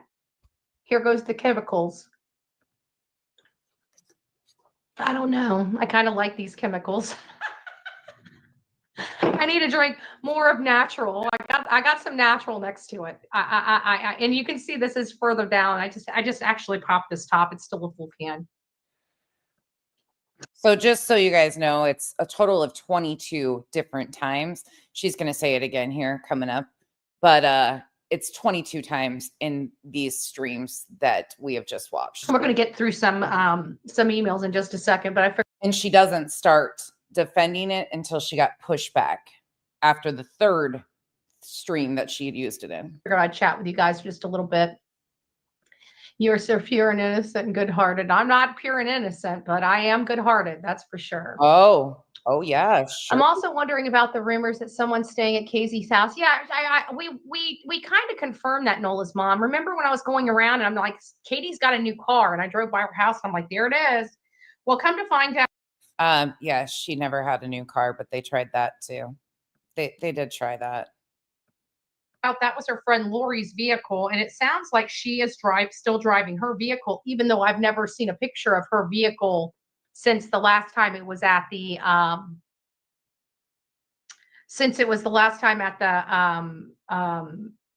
RV, the camper. And when I went by their house, her car wasn't there, just that dark colored SUV, which I think is Lori's. So she's either parking her car into the garage, or she did get rid of it and does not want anybody knowing what she's now driving. So I really don't know, to be honest with you. Doesn't those light bulbs get replaced when the Proudfoot's got a security system? I don't know. We know that they got cameras up. It's funny that they got cameras up for the big bad YouTubers, but didn't have cameras up for their sweet medically needy son. Like their son was medically needy. They'll put them up for themselves, but not for him. You know, that is a theme, right? Just like they had dogs for themselves, but he couldn't have animals. You know, it seems awfully, they seem very selfish people. They didn't seem like they really cared for Sebastian. And we definitely know Chris hated Sebastian. Revival. What am I supposed to stop? Stop what? Stop. Pause. Hold up. What am I doing? Tits McGee, thank you for becoming a member. I stopped Revival. I'm paused. Oh, Revival. Yeah, good point. So Julie's little breaking news segment isn't so breaking. Yeah. I mean, everybody knew the cameras were on. That's why when she posted in all the Facebook groups and thought she was going to be accepted in with her breaking news of the cameras on the house, that nobody really cared, because they all knew that cameras had been up, because all of them had been driving by their house and keeping them under surveillance. Meanwhile, saying that they weren't doing that, but we know that they were doing that. Yeah. There's that. Okay, let's bump it up a little bit. Let's bump it to the next spot. Dexter says no more of this woman. Just because two people. Oh, and look at that beautiful comment on the screen. Katie, where is Sebastian? He went missing on your watch. Chris gave you an ultimatum, either him or Sebastian, and you picked Chris. Then instead of letting Sebastian go live with Seth, you got greedy. Really?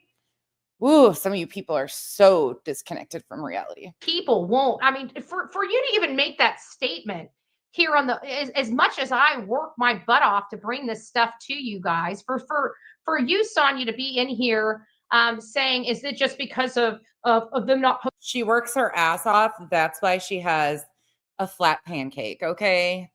She works her ass off. That's why it went away. Don't mind. It's just her working her ass off 24/7, no breaks. You know darn well it's not from just, you've heard the complaints. You've been around the block a time or two. Get on with that nonsense. Like, you know exactly what this is about. And this has literally zilch to do with them failing to search. That's only one component of it. One component of it.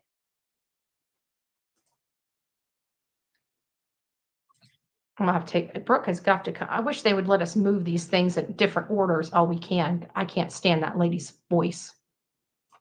I do not want to hear it first thing.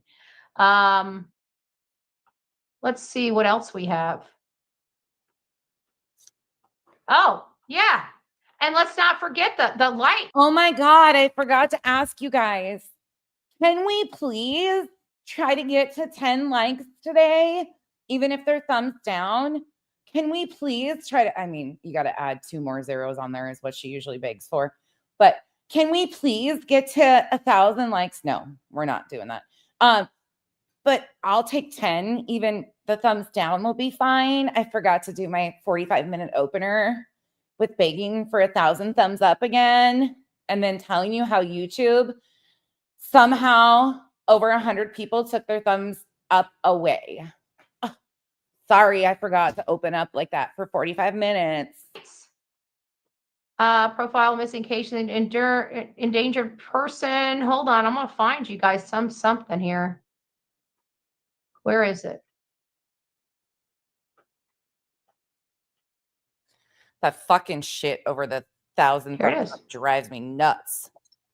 Shift in the case of Sebastian Rogers, the missing autistic 15-year-old. It's a case we have followed closely since he disappeared. We care what happens next, just like you. And now 1 week after Sebastian vanished from his Sumner County home, authorities are scaling back. We're going to skip forward. It's coming up at the 47-minute mark. We're going to go to the 46. You know what? I'm done with you. You're an asshole. We don't need your shit here. Go. Oh, wait, this is when she's cussing Gray out. This is entertaining. trail. They followed that light source almost verbatim that we saw from Nick Barris.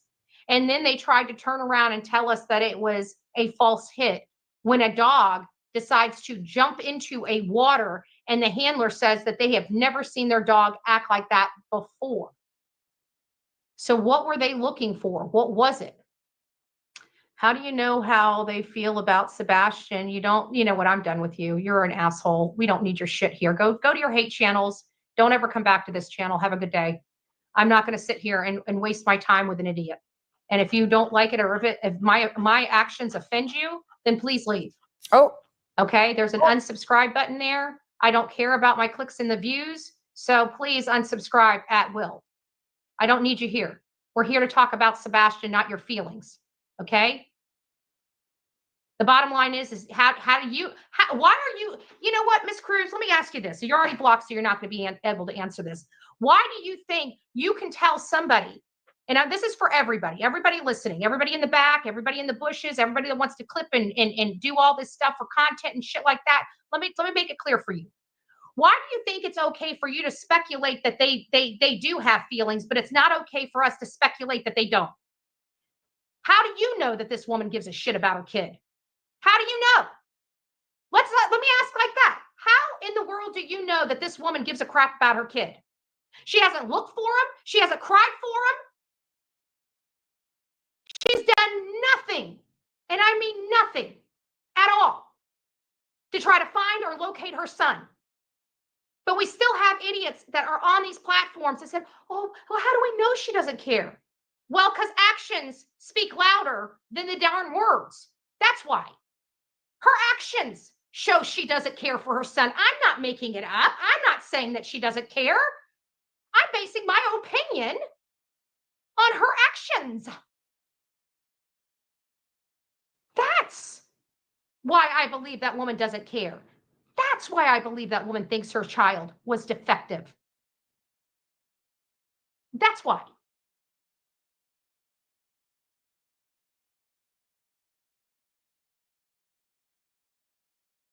that would be 22 times. Heatherlicious, thank you for renewing. 22 times. 22 times. Again, let me run through them really quick just to show you once again that she uses the term defective. And that's what's being, actually, let me do this one really quick again to show you what's being defended, because I find it to be just purely disgusting. Disgusting that anybody is defending this, but they've done it numerous times. So why am I not shocked? Here you go. And then I'll do a quick run through so you guys can grab the timestamps and the dates if you want them. I can clip this into back to back. Oh, Revival. I need to load that one. It's been sitting on my freaking phone the entire time of Tony and the love you shit. I've got it all clipped out. I played it for you guys and then just never did anything with it. Oh, they're talking about Betty. Anybody called your brother Yes, I heard that multiple times, would you support that person? No, and as I have Okay, said, well, I am Seth not Rogers supporting is. Seth. Seth Rogers is. But I'm not And supporting Seth. again, Brittany, stop. Get the fuck out. Betty didn't call. There she goes I'll be again, damned. right there. Oh, that pisses me off. I know what Betty didn't call him defective. Betty No, was repeating what Chris said. Yes. She's not getting her facts straight. Not at all. Out of context again. Betty was saying the parents called him defective. Well, the parents didn't call him. The parents, Well, that's okay. the way they look at him. Yeah, she Okay, was. that's right. You're right. She was implying that they consider him They defective. perceive him Right, as defective. because of how they degraded him when they talked about him in the interviews. Yes. Okay. Sorry. My bad. No, Yeah. I'll take that one. But you were right. You were on the right path. It's just the wording. It Right. pisses me off. Like everything Rowena has just threw at him is completely fabricated. Just like Rowena assumed that Laura Lodge was supporting Seth when he never said he was supporting Seth. So if she can assume the vibe from him that he's supportive of Seth, then Bullhorn Betty can assume the vibe that Katie and Chris find Sebastian,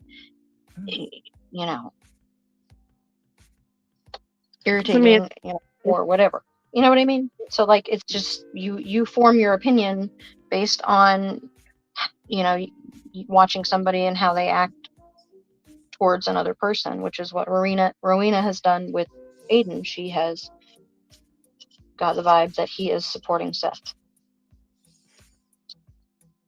She has selective hearing, in my opinion. Well, no, she just wants to. She's doing exactly what Betty did. Betty caught the gist of, formed the opinion that we all formed by listening to Chris and Katie talk about their child in a disparaging way. And she put a label on it. She personified him or Katie whenever she was speaking. You know what I mean? And so Rowena basically just did the same thing when she spoke for Aiden and said, "You support Seth." Well, he never said he supports Seth. That's just the vibe you got from him based on what he's been saying. Just the vibe. Don't forget, Emmy Jo says it's just the vibe. So you're doing the same thing that Betty did, Rowena. No, Betty flat out called Sebastian, used the term defective 22 times. 2 of those were in a message she got, but the other 20 times were Betty's words. Betty's use of the term. Betty's implication that that's how they perceived their son, which they never have. So excusing Betty's poor behavior is ridiculous.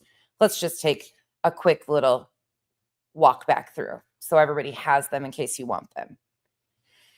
This is the first one I have, June 6, 2024. Because he's the one that approached Seth. He's the one that had disciplinary issues with Sebastian. He's the one that appeared, for all intents and purposes, that he did not like Sebastian. Sebastian was an RTAR. He was Katie's PUSSY son. And, the hard man, the manly man Chris is, he just can't stand a kid that's just not like him. That's just not the manly man. He needs somebody to be smart. He wants the kid that's going to be winning the football game so he can point and say, "That's my boy." He can't stand this defective being around him. And I think it wore on Katie. But there's been a Next one, June 23rd, 2024. Family gets to live high on the hog, gets to go out shopping for motorcycles and new cars and new dogs, and gets to spend the summer break with a new kid that's not defective.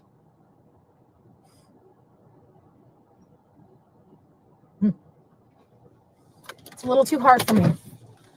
Remember, she said she clarified it and said she was making it crystal clear, right? Yeah. Nice vest, you fucking weirdo. All right. Here is the next one with the screen going up for just a moment because of privacy of a minor child. This one is June 24th, 2024. Because I really don't care. You can crap me out all you want. Not going to stop me. That right there infuriates me. Katie is smitten with her new daughter. Absolutely, utterly happy. This is her at church. Absolutely happy, smitten, so happy she's got a non-defective new child to love on. To love on. Look at her face. She's missing her daughter or her son. Look how happy she is. She's so happy. She's holding that little girl probably like she had never held a child in her life. Like she ain't never held a child in her life. Right there. Same stream moving forward. Let me bump the timestamp right quick before I pull the screen down because there's a minor child on the screen. Okay, same stream though. Just a quick run through because I know BJ and those guys that claimed last night they were correcting misinformation, fact checking Andrew, they're asking you to explain your comment that Sebastian is no. What I mean, as far as that's the way. I know people will try to take and turn my words around, like when I say defective, but I'm speaking as her, not me. You know how she doesn't have this defective child; she's got this sweet child. Her child had a lot of problems. Okay, Sebastian Rogers had a lot of problems. He had disabilities. He had a chromosome deletion program or deletion syndrome. He had outbursts. And just seeing that joy on her face, hugging on Faith, made me sick. And so in my mind, I feel like she's just saying this perfect new child instead of my defective one, because I believe that woman offed her son. That's what I mean by it. That is exactly what I mean by it. I'm not speaking for me. I love that boy. I think that boy had a lot of problems. I think he defied odds. He deserves to be here. But I feel like her and Chris treated him like he was a defect in their life. And so that's what I'm saying. I believe that she treated him like that. I believe the way she's holding Faith proves that. She's a disgusting individual. And I feel that she got rid of her defective child for one that wasn't. If you want my truth. If you want my truth. What if you're wrong? I have to deal with that all the time. What if you're wrong? You're sitting here supporting monsters. I'd rather be wrong about accusing somebody. You know what? This is the problem with people. Ma'am. I'm going to call you ma'am because I know you're a man. Because the only people that have, the need is women. This comment right here is a woman comment. Oh, Betty knows, huh? Carrying on. Next one, June 25th, 2024. To sit there and think, because Chris and Katie fought so much over Sebastian and all of his problems. And everybody's trying to say that the comment, look, I'm not the one that thinks this boy is defective. I absolutely think that Sebastian was absolutely a smart kid. He had disabilities. He wasn't a pain in my side. You see what I'm saying? Sophia, thank you for the gift and membership. Sorry, guys, I'm over here on the other screens. I keep trying to come back and forth, but I'm just trying to. We've done this before. Chico, thank you so much for being a member for 15 months. You've been stuck with me. Thank you. This is something that Katie thought and Katie did and Katie acted out on, not me. And they can sit there and say, I call Katie out as long and hard as I can. And some people are saying, oh, Betty said he's defective. No, that was not what I was saying. I was saying that was what Katie was implying. She's the one that's looking at her son defective, not me. I'm out here fighting for her son. As a matter of fact, it was her husband that thought if we heard about him being Art and SA, that we would drop the case and not even bother helping him. That was out of their mouths, not mine. They were having a problem with all of his issues, not me. I'm searching for that beautiful boy. God doesn't make mistakes. Searching, aka stalking. He did with you fucking psycho. Stalking the family. Okay, here we go. June 25th, another stream. I'm sorry, but at some point, she started resenting and looking at Sebastian not as a disabled child, but as a defective one.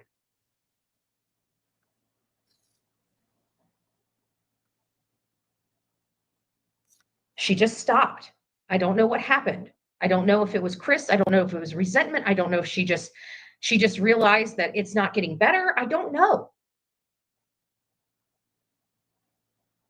But there was also something else I was thinking about with those cameras, which we don't need to hear any more of your thoughts. We're hearing enough of them. June 26th, 2024, 3 times. First timestamp. So for those people that are in to twist my words, and I specifically said this, I specifically went out of my way whenever I was speaking about Sebastian as being defective, that's the way Katie is thinking, went out of my way to clarify that. and even said that I know people are going to try to run a narrative with this, but I want to be crystal clear. Remember, we made that joke that I'm talking as if I'm Katie. Do you think, and you know, these people watch this stuff from beginning to end, and they knew that, and they didn't care. They wanted to peddle their narrative, and they wanted to peddle their lies. That is the streets of these YouTube streets, and that's why these channels are not growing. They're not just when they can't. Did y'all miss that? I still haven't heard that yet. Attack me, they're going to be attacking another creator. They're going to be attacking the Jennifer Coffin Daffers. They're going to be attacking the Chris McDonoughs. Why? Because they're miserable people. If they took half of that energy and used it for good, this platform would be a heck of a lot better. That's like pot calling the kettle black. Yeah, Betty. Yeah, that's what needs to happen, Betty. Moving along, running through this. Life, marriage being ruined, and blame Sebastian. And I believe he would never be able to care for himself. Yeah, I think that that's kind of how she felt too. And that's what I was saying. That's why I was saying that she was looking at, having a child that didn't have any problems versus her child that had problems. And, I wanted to have the impact of how she said it, because I feel like that's how she looked at her son. I feel like she looked at her son like he was defective. And I feel like she was tired of taking care of a defective kid. And her husband gave her an ultimatum, either him or her son. And that's never been true that we have seen anywhere. Next one, July 1st, 2024. Is an absolute heaven being with Faith for the summer. And I believe that Katie will and Gas, that Katie will and has been helping Chris fight for custody of Faith, because she wanted to raise Faith. Katie wants a perfect normal child, aka not a defective child. And again, the defective child is how I feel Katie looks upon her son. I know people try to take my words and manipulate them and twist them up and turn them and churn them as much as possible. But at the end of the day, when I'm saying stuff like that, I'm speaking as I think Katie feels about her son. I believe she looked at her son as if he was defective. I don't believe God makes mistakes. It was funny because once again, she just spins and spins. Here's the next one, July 11th, 2024. Heart. It really does. What would they think would happen if they went for the missing? I feel bad for Faith to be closed up in the house. But see, I think they treated Faith much different than they treat Sebastian. That's the problem. I think they treat Faith like a normal child should be treated. I think that they literally had resentment for Sebastian. And again, I'm going to say it. I feel like Katie did something to this boy, either for resentment or she just started looking at him as he was defective. This is not my words. These are how I think Katie feels about her son. That is my opinion about how she looked at her son. Because there's no example that I can use other than that. When she holds another woman's child like she has never held a child before in her life. And that's not how that went either. The picture of Katie holding Faith is just a typical picture. And they've got to blow that out of proportion too. Here's the next one. July 12th, 2024. It's my new word. Baltimore Betty didn't call Sebastian defective. She was saying, oh no, they all know. You know what? That fat little freaking, twat on her channel played it. And I even said, Katie thinks of her son as defective and looks at Faith as perfect. And they tried to twist it around because all they got to do is twist, because they don't do a damn thing but smoke pot, crack, and everything else on their dime, on their subs' dime. So I could care less what they say about me. I'm not the one that's missing the child. The mom is. The one that thinks her child's defective. Bullhorn Betty doesn't think the child's defective. The mom does. You want to know how I know that? Because the mom ain't got the kid. It's pretty simple. Cupcake. Boo-boo. Get that shirt ready. And the reason why I say boo-boo all the time is because I got a puppy now and I call her boo-boo. Okay? It just rolls off the tongue. Yes. And now it's there. It's going to be there for a while. Or is it because you think you're a badass and you think you sound cool saying that, which you sound absolutely ridiculous saying it, but I think it's more that.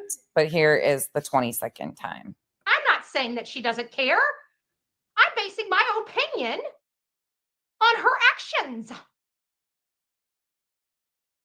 That's why I believe that woman doesn't care. That's why I believe that woman thinks her child was defective. That's why. Because her mother, his mother, is the one's actions I was looking at. You guys know I'm a behaviors person. So I don't listen to words. She's a behaviors person. She doesn't listen to words. Oh, Betty. Oh, okay, then tell us more. You get it? Got it. I listen and watch their behavior. Oh. Their behavior is atrocious. Yeah. Oh. And does not bode That's a big word. with parents that give a crap about their child. Get it? You almost flung your dentures out on that one. Can you imagine if aliens Doesn't take rocket science, thought this was human, right? but it does take some brain cells. Maybe lay off the pot, lady. Just saying. I mean, it doesn't take any brain cells, but there's the 22 different times that it was said by Betty. Let's go back to the Mensa panel. Thank you for my TED talk of how you factually correct misinformation and fact check people when they're defending the indefensible. Back to this enlightening stream. Oh, hold on though. I wanted to play one other thing right quick for you guys. Oh, I forgot. I keep meaning to post this and I keep forgetting that I even made it. But this was another thing that absolutely grossed me out that was said by the green team about, we heard Betty say that she loves Sebastian. So I think it's perfect for me to add this in here. I can't tell him that I love Sebastian. It makes me sick to hear people say that never met him. I tell him all the time, I don't love Sebastian. I love you in looking for Sebastian. But the people that keep saying they love somebody they never met, that's window dressing. You love Sebastian. We know that. Right. Yeah. Right.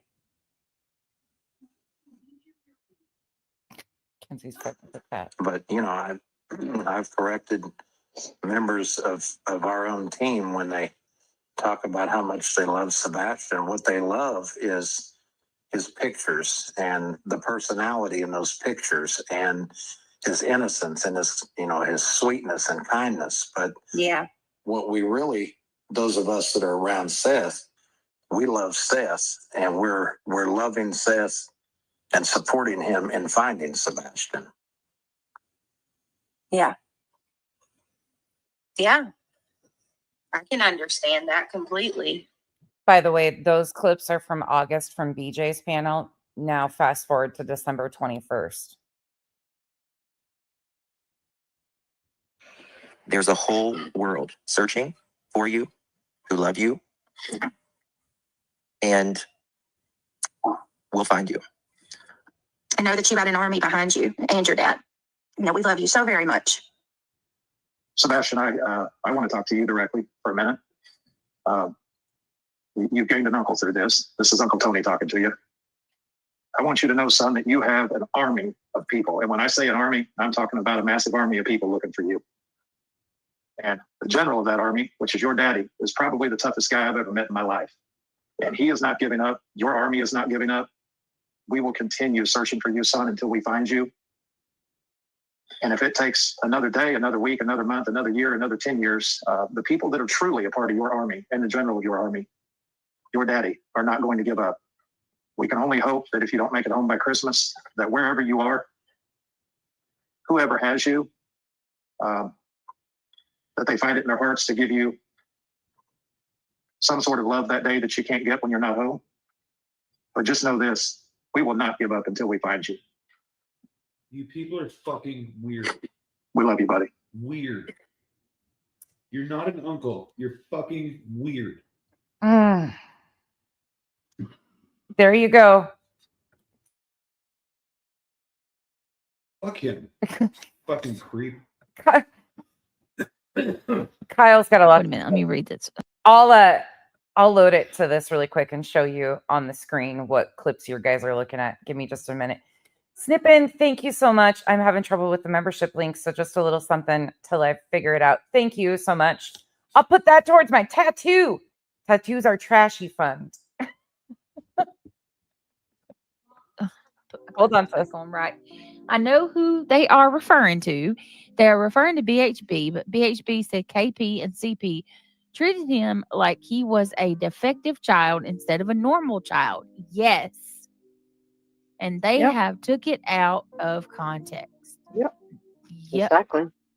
That's right.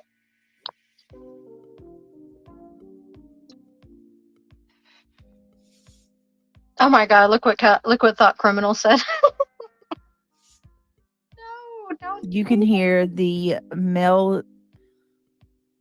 malevolence in the person's voice. Oh, I agree. And Rowena, because that's why, like, as we were watching earlier in your little live, you know what I mean? Like the way she said it was like she was shooting her shit at him through the phone. Like, come on, like, what are you doing, lady? Condescending, yeah. Very much so. What's up with these little old ladies and their like animosity? You can hear the vitriol on her voice. Oh my Lord. Vitriol. Are these people talking about anybody with vitriol in their voices and what they support? Come on now. Come on now. Log off the computer and go knit something. Like, what the fuck, man? What is wrong with you? There you go. What? Don't be taking Kyle's lines there, Emmy. It's kind of cringe. I'm old. I know, but you have me to keep you in line. I never get out of a line. I need to keep you in line, girl. Well, just let you run rampant on these streets, because if I did, you'd be throwing out like words, naughty words, and never mind. I'm gonna stop. Nana doesn't speak naughty words. You got me coughing. I think I've said the F word maybe twice. Listen, I'm not talking about curse words. I'm talking about YouTube algorithm banned words. Oh, you're talking about the ones that give the make it bad for Brit. Yeah, the yellow ones. Yeah, I'm bad at that. I admit, but it's not because I'm old. No, I know that. I have a feeling you've been like that your whole life. Well, I'm not used to YouTube. So these are things we say in real life, you know. Yeah. Nana's Rob, a I'm sending prayers to you. Robin, I'm sending prayers to you. I mean, you are so much like my daughter. We fight the same. I love it. I get to be with my daughter when I'm not with my daughter. Yes, like they're like not just hip, and like I know it's nothing against older people. It's like when you get to a certain age, you don't get up there on panel and start acting like the Real Housewives of New Jersey. It's weird. Like you don't exactly. Boom. It's just strange. Did this one Reality Wins just say exactly? Boom. Ma'am, you're the same age. Nana is the same age. Again, why are you guys doing this weird shit? Snippins, thank you so much. I will make sure she gets that. Thank you so much for the support. This is weird. Like, I don't know, man. Like, if that was my grandma, I'd be embarrassed. I'd be like, what are you doing? Like, what? Jeez. Your grandma? My kids would slap me silly. All right, resume the video. Engage the video. Engage. Onward, my friend. Onward. Hey, Steph. They didn't understand anything he was. Has anybody in this chat ever seen Brittany walk a video without a panel? Anybody? I'm just curious. Saying this is an accomplished Ivy League educated man, and the way they spoke to him was wild. It's embarrassing. You do get secondhand embarrassment. Mm-hmm. Exactly. So I agree, Steph. There's a lot of people that are Ivy League graduates that don't make them good people. And just because you have a education and a degree doesn't mean you are not ignorant. And Aiden said some very terrible things when he was 18 and continued on showing his ignorance full speed ahead. So doesn't mean shit usually. Yep. So true. He was being very respectful. And they just like rabid dogs.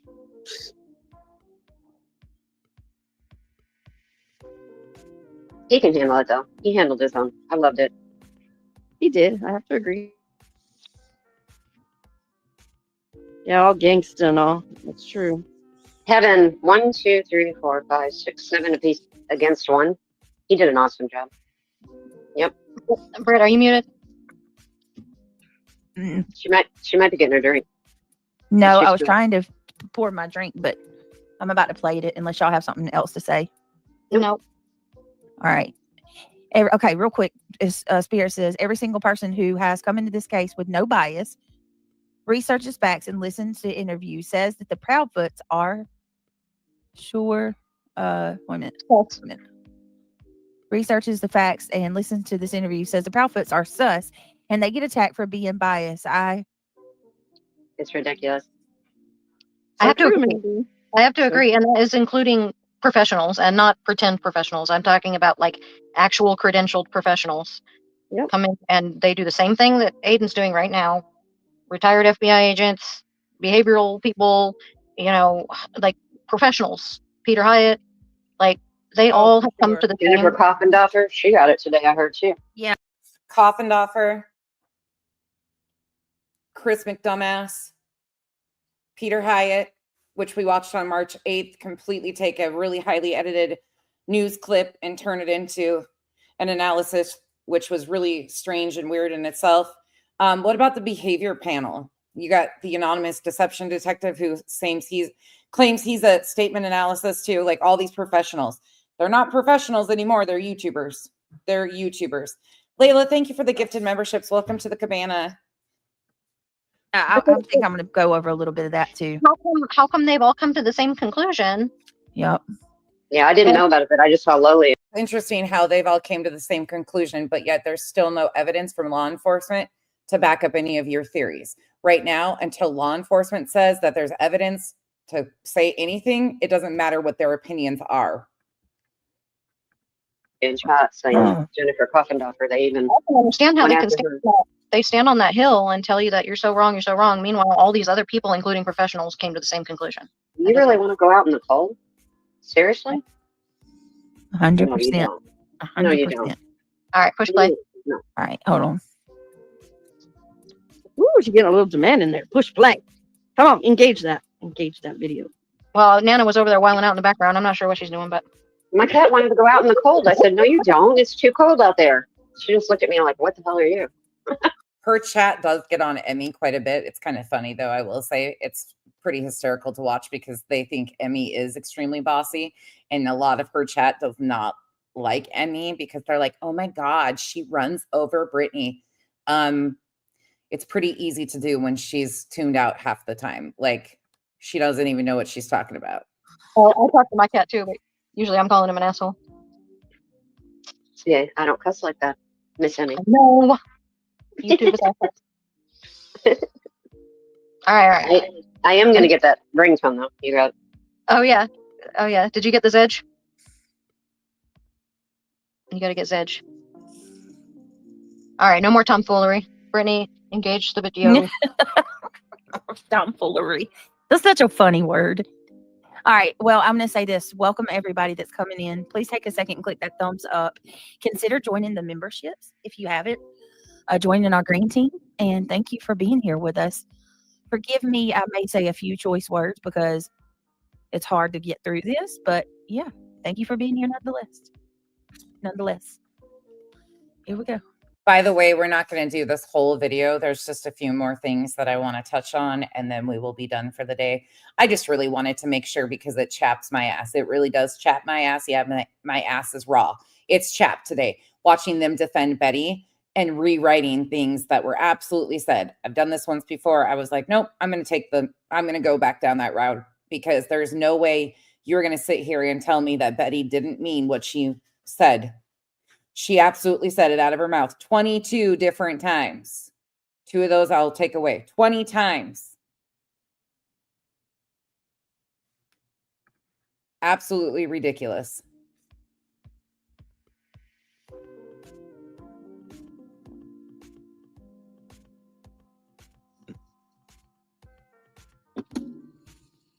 All right. All right, we'll see you later, love. Granny, you're up here. Grandma, you're up here. Hi, Eden. Hi. I would like to come at this from the academic perspective because when you came up watching them try to read Brie is hysterical. Defending what you were talking about, you kept talking about your documentary. How academically dishonest is it for you to cite yourself as a source? I'm not citing myself as a source. I'm saying that the information I am speaking about comes from the documentary in which I cited all of my sources. You have a problem with that in the past? No, I don't. A guy named Tyler watched 11 minutes of a video I made and then assumed the entire thing lacked any citations, despite the fact that he only watched the intro section. Do you know how Illuminati lost her career? Yeah, because she actually. Are you aware you're doing the same thing? I am not. I don't plagiarize. I write all of my own scripts. Where are your citations? In the scripts that get posted on Patreon for one. Okay, I'm going to be that typical asshole just so you guys know. I find this to be so uni-rock-ish. Writing my own scripts, documentary, like you're making videos on YouTube just like everybody else. But this whole, like, it's a documentary. I write scripts. They're on Patreon for $1. Like, this is so fucking weird to me and is such a uni-rock vibe. Like, Aiden reminds me of uni-rock. Total uni-rock vibes. Same type of conspiracy theorist bullshit. Like, all of it is just, it's, whoa. He's a good storyteller. He should stick to folklores. $1 a month. And So that are people available have by to request. pay. That are available by request for free. Am I yelling at you? For free. Okay, I'm sorry. This very much made me angry for him. Do you even know what she's talking about? Do you even understand what she is talking about? Take everything away. Put Sebastian's case to the side for a minute. These people, their problem with Aiden is he has a different opinion than them. That's it. That's right. I mean, literally, that's it. No, it's that he's got 600,000+ subs and misinforming them is unethical. He claims he prides himself in his research capabilities and his professionalism being a journalist and a historian. It is dangerous and unethical to come in with this much bias and hatred for parents of a missing child that the evidence does not state that they are guilty of anything. It could potentially sway jury pools, public perception, and it's a dog whistle that could end up getting somebody harmed. It's completely unethical. There is a missing child who he says, if you're not trying to solve the crime, then you shouldn't even be talking about it. Same as you. If you're not trying to solve the crime and think you're some pompous fucking asshole armchair detective that you're going to do something to find these missing children like you all have convinced yourselves of doing, which is completely ridiculous. People shouldn't be talking about it, right? Well, you're not going to solve a case with this much inherent bias and not looking at all of the facts. He's a storyteller. That's it. That's all. That's it. how dare you, Aiden, sit down and research this independently and come up with a conclusion on your own that makes sense to you in your opinion. How dare you have it not be the same as mine? Like, that's what. By the way, if you go back to his first video that he did, he tells you which one of his assistants did the research. He didn't even do the research himself. He has assistants that do his research for him on his projects, and then he writes his scripts. I know it's a hard concept for you guys. They're doing. Because he has a different opinion. They're willing to dig back on him to try to find anywhere that they can. I have no idea about all that. That's crazy. But they just sit there like, it's like a rabid pit bull behind a cage bars, and they're like snarling, just let me at him. It's like, what is wrong with you? Like, why are you coming out guns blazing? Like, for what? Because he has a different opinion than you? Fascist. Fascist. Oh, Emmy. Oh, Emmy. Not Emmy. That's reality. Oh my God. Do you guys even know? No comment. Oh. I mean, that's pretty much it right there. To the point where you're ready to destroy everything he worked so hard to build. Yep. And I like how he said for free. Don't have to pay for it. Okay, let me give you a little definition here, reality. So I know Google is hard for you, but you called him you called the people pushing back fascist. That means fascism is a far-right authoritarian and ultra-nationalist political ideology and movement characterized by a dictator. Big word. I can't say it. Leader. Do you understand that Aiden from the Lore Lodge had a chapter of Turning Point USA in his college days that created a watch list for professors that discriminated against students for their political far right leaning views? You guys sound like blubbering buffoons. You don't even know what the word means or who fits into that. But okay, carry on. Mm-mm-mm. You just look like a fool, that's all. Or an ass. She made herself look like an ass. And for those of you that don't know, Charlie Kirk is the head of Turning Point USA. That's the lanyard Bullhorn Betty wears around, is the Turning Point USA lanyard. I encourage you to do your own research into what their belief systems are.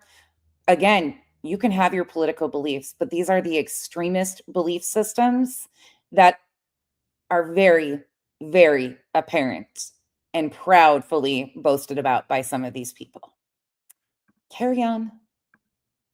Brittany, he's actually right up your alley with your views.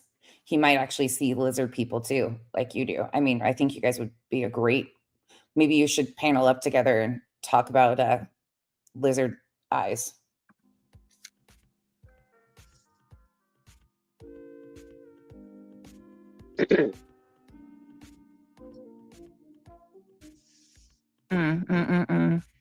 All right, get her done.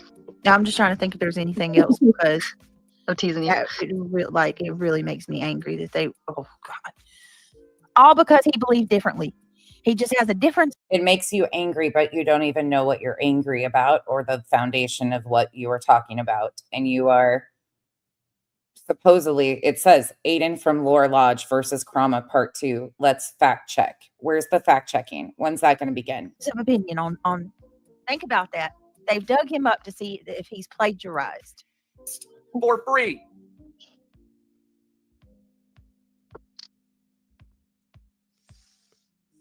What happened? Oh, here it goes. Am I yelling at you? parked in his spot to where he raged out Oh, so well, much. what you all the way back there for? He went ballistic. Do you understand that? Why did you go back Can there? I look into Because I that? want to I'm hear. aware that I Katie want to has start back at accused the other him girl. of hitting That's in Sebastian. legal. That's in legal paperwork. Just listen. Yes, but so this is what I would counter with there. In true Britney fashion, she rewinds too far. They were like, "Why are you doing this?" She's like, "Oh, yeah. This is the typical." There are She's not paying attention. Bumps herself way too far.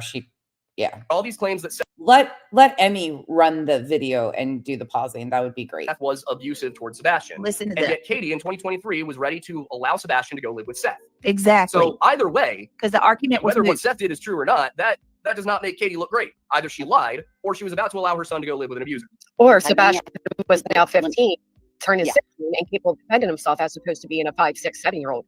Given Right. his Did she say? Did you say defending himself? Hold on. Yes. Sebastian. And capable of defending himself as opposed to being a 5, 6, 7-year-old. Okay. Wait a minute, You Granny. you know how kids that age defend themselves? They tell a teacher and the teacher calls CPS. But obviously that didn't work, did it? But by you saying that, is that an admittance from you that Sebastian really was being mistreated? Well, she's saying that he's saying, why, if Katie really thinks that Seth is abusive, then why would she let Sebastian go stay with him on the weekends? And I'm saying, kids, what is little. I'm going to take you guys back a moment in time here. Hey, Bree, thank you again. I don't give a fuck about his opinion. I give a fuck about his fuck shit behavior. Bree, totally understand. And I loved that you pushed back, but you're speaking over a lot of people's heads. So there's that. Little tiny. Let me play this just for another minute because they're talking about all these things, right? About like I say tiny because he's a little skinny, that little thing. You know what I mean? Like, what's he gonna do? Put his dukes up against Seth, who's a large man? I mean, let's just be honest here. Like, come on, I'm not gonna fucking sugarcoat it. Seth is a big dude. I wouldn't stand up to him. Like, he's a correctional officer. He can probably defend himself against jail. Everybody continues to get so stuck on these stories from side to side. It's happening on both. Like, it is Katie and Chris or Seth. It's one or the other. And there's two sides, the red and green team. It's gotten disgusting at this point. You can see problematic behavior in all of them. Problematic behavior doesn't ultimately lead to having anything to do with Sebastian's disappearance. But I think it's important to remind people that Sebastian didn't report to Seth any of these situations. So to do that, I'm going to take us back here to TRev757. I know it's not my favorite place to go either, but we're going to go back and just, because I said it, this is March 31st. Seth calls in.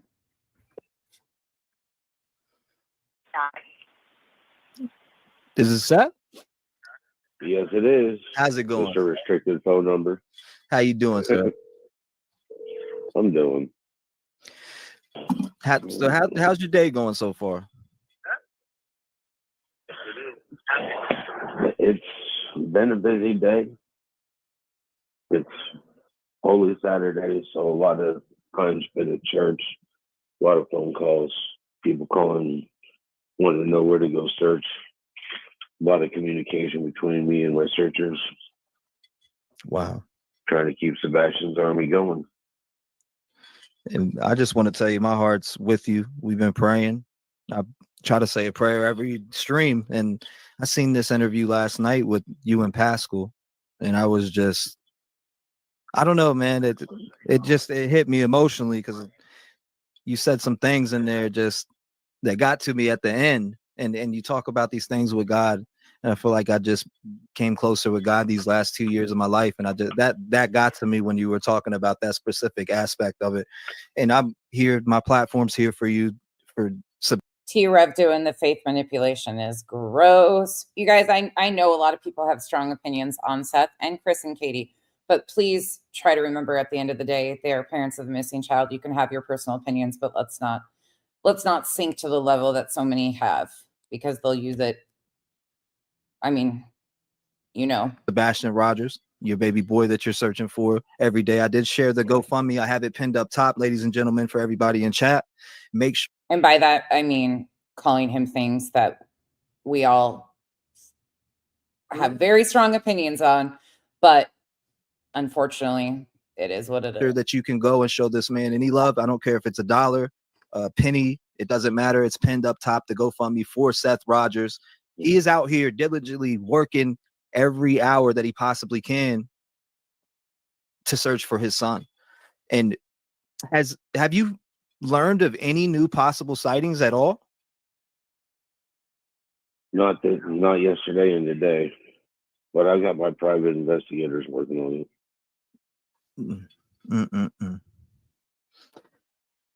Yeah, I'm just trying to figure out here that with Katie, have you been in contact with Katie at all as far as, because I love the way that you said it would be, great if one person's here, we'd split up, you'd figure searching and covering all these different areas, you'd be able to do that. Is that even going on with you, Katie and Chris, or you guys? Angel, you're fine. I didn't even see what you said. I was over on the other screen. I was just given that Kyle's sitting over here cussing already. And it was more so just a blanket statement. I'm not even seeing what you guys, I just know when we play these and bring back like some of these problematic interviews, people get real upset because you hear his words again that contradict a lot that's been said now. So I know people, but I didn't see anything in particular. So don't say sorry. I didn't see it to even know. Meeting or talking at least about where you're searching so you don't cross each other's paths and search the same place twice? No, the last time I spoke to him was Thursday after I made it back to Clarksville. He wanted me to drive back to Nashville to do a interview on TV with him, Katie, and me. And I thought he might think about it. I just never reached back out to him. Interesting. Is that because of and I want to ask you this, is it because of what you heard on that Smiley channel, the interview? Because it still stings, man. That's my flesh and blood. Yes, sir. Yes, sir. I agree. And it must have been, and another thing that touched me from this interview, you said specifically, is that you had to find out through the internet. Through the podcast. I'm sure many of you noticed already. Once again, it was confirmed, which most everybody knows already, that Chris and Katie had reached out to Seth to do an interview with them, and Seth didn't return their call. So this whole, like, they won't talk to him, anything like that. They did request for him to do an interview alongside them, and he opted to not even respond. So those are some of the things that we learned early on. Again, this is March 31st. Nobody should get information like that through the podcast. No way. I agree with you on that. And that's another part of this interview that got to me. And I know we're not even close to that part, but you specifically said in this interview that you had to find out through that damn podcast that your son had some running with him and he was hitting him with the belt, etc. And I hate to even bring that up. But I can't say I blame you for not wanting to. If they want to search, that's fine. But as for an interview with all three of us, I think that's a little too late right now. Yes, sir. I mean, I do interviews to keep my son's name out there, his picture out there. When I listen to their podcast, they don't talk about Sebastian like I do. I agree. That affects me a type of way. Yes, and it definitely puts us not on the same page.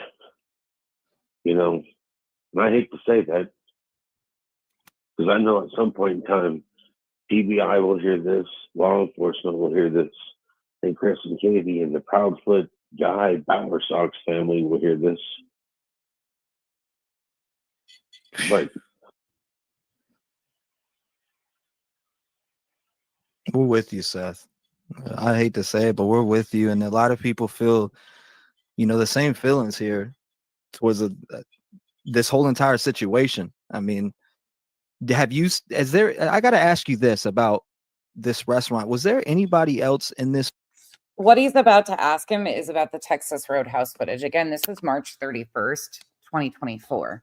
I find it really interesting that a lot of this was talked about and already discussed way early on. But of course, as new people have came in, they have made huge situations out of things that were cleared up by the TBI with Seth, Katie, and Chris in the very beginning of this. Another thing, I'm not making any excuses for Seth's behavior or things that he has said out here publicly. I have very strong personal opinions on a lot of this. I'm just trying to not like, we have no evidence that he's involved in Sebastian's disappearance any more so than we do Chris and Katie. That's all I'm not trying to say you can't have your opinions.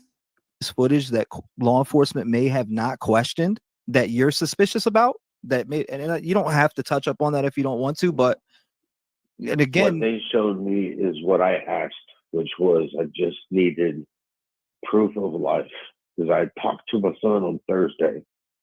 I needed proof of life on Sunday,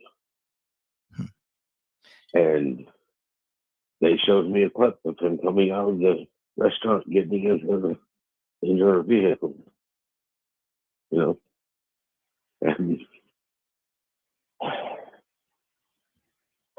just I gotta see my son again. Freaking.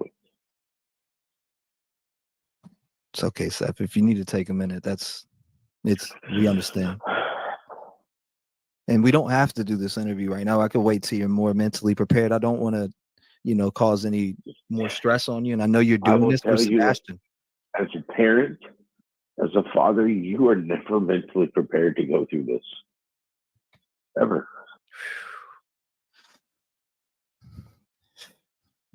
This emotion is heavy. Did you find it odd that there was no alarm system there at all? I don't have an alarm system on my house. Right. Where I live. But then again, my son wakes up to go use the bathroom, and when he wakes up, he doesn't turn on the light, but I'll sit there and scare the shit out of him most of the time. You're like, what are you doing? Just I asked, what are you doing? I'm going to the bathroom, Dad. Well, make sure you flush and wash your hands. Any type of noise in my house wakes me up.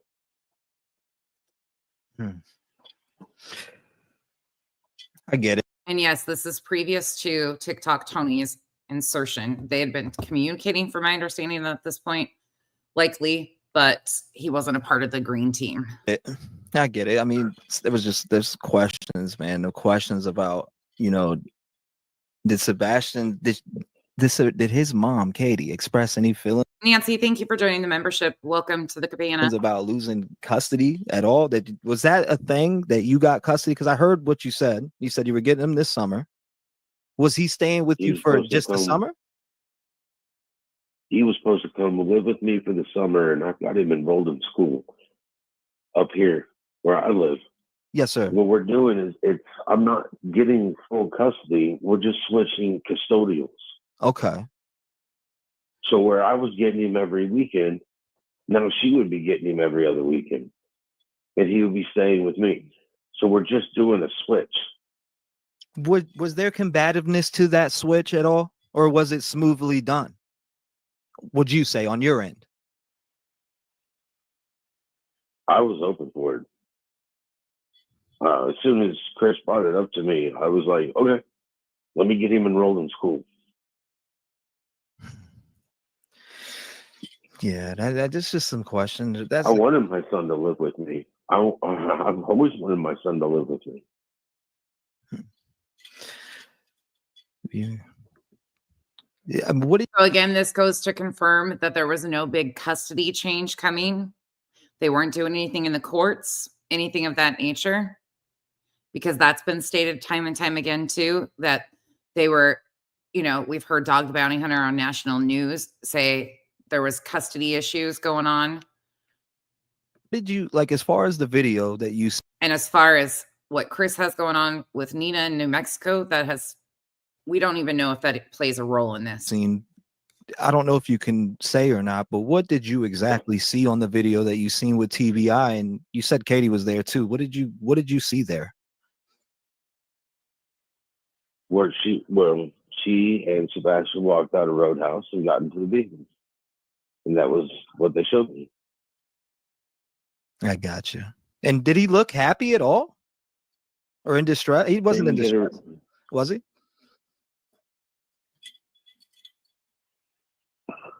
He's always happy when he's with me. So, you know, he didn't look like his joyous self that he is with me. Oh. But, you know, he's different out there, and I know why now. Again, confirming that he knew about the Texas Roadhouse footage. He'd been shown the Texas Roadhouse footage by the TBI. So,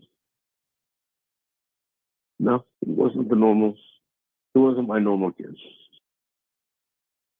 Mm-mm-mm.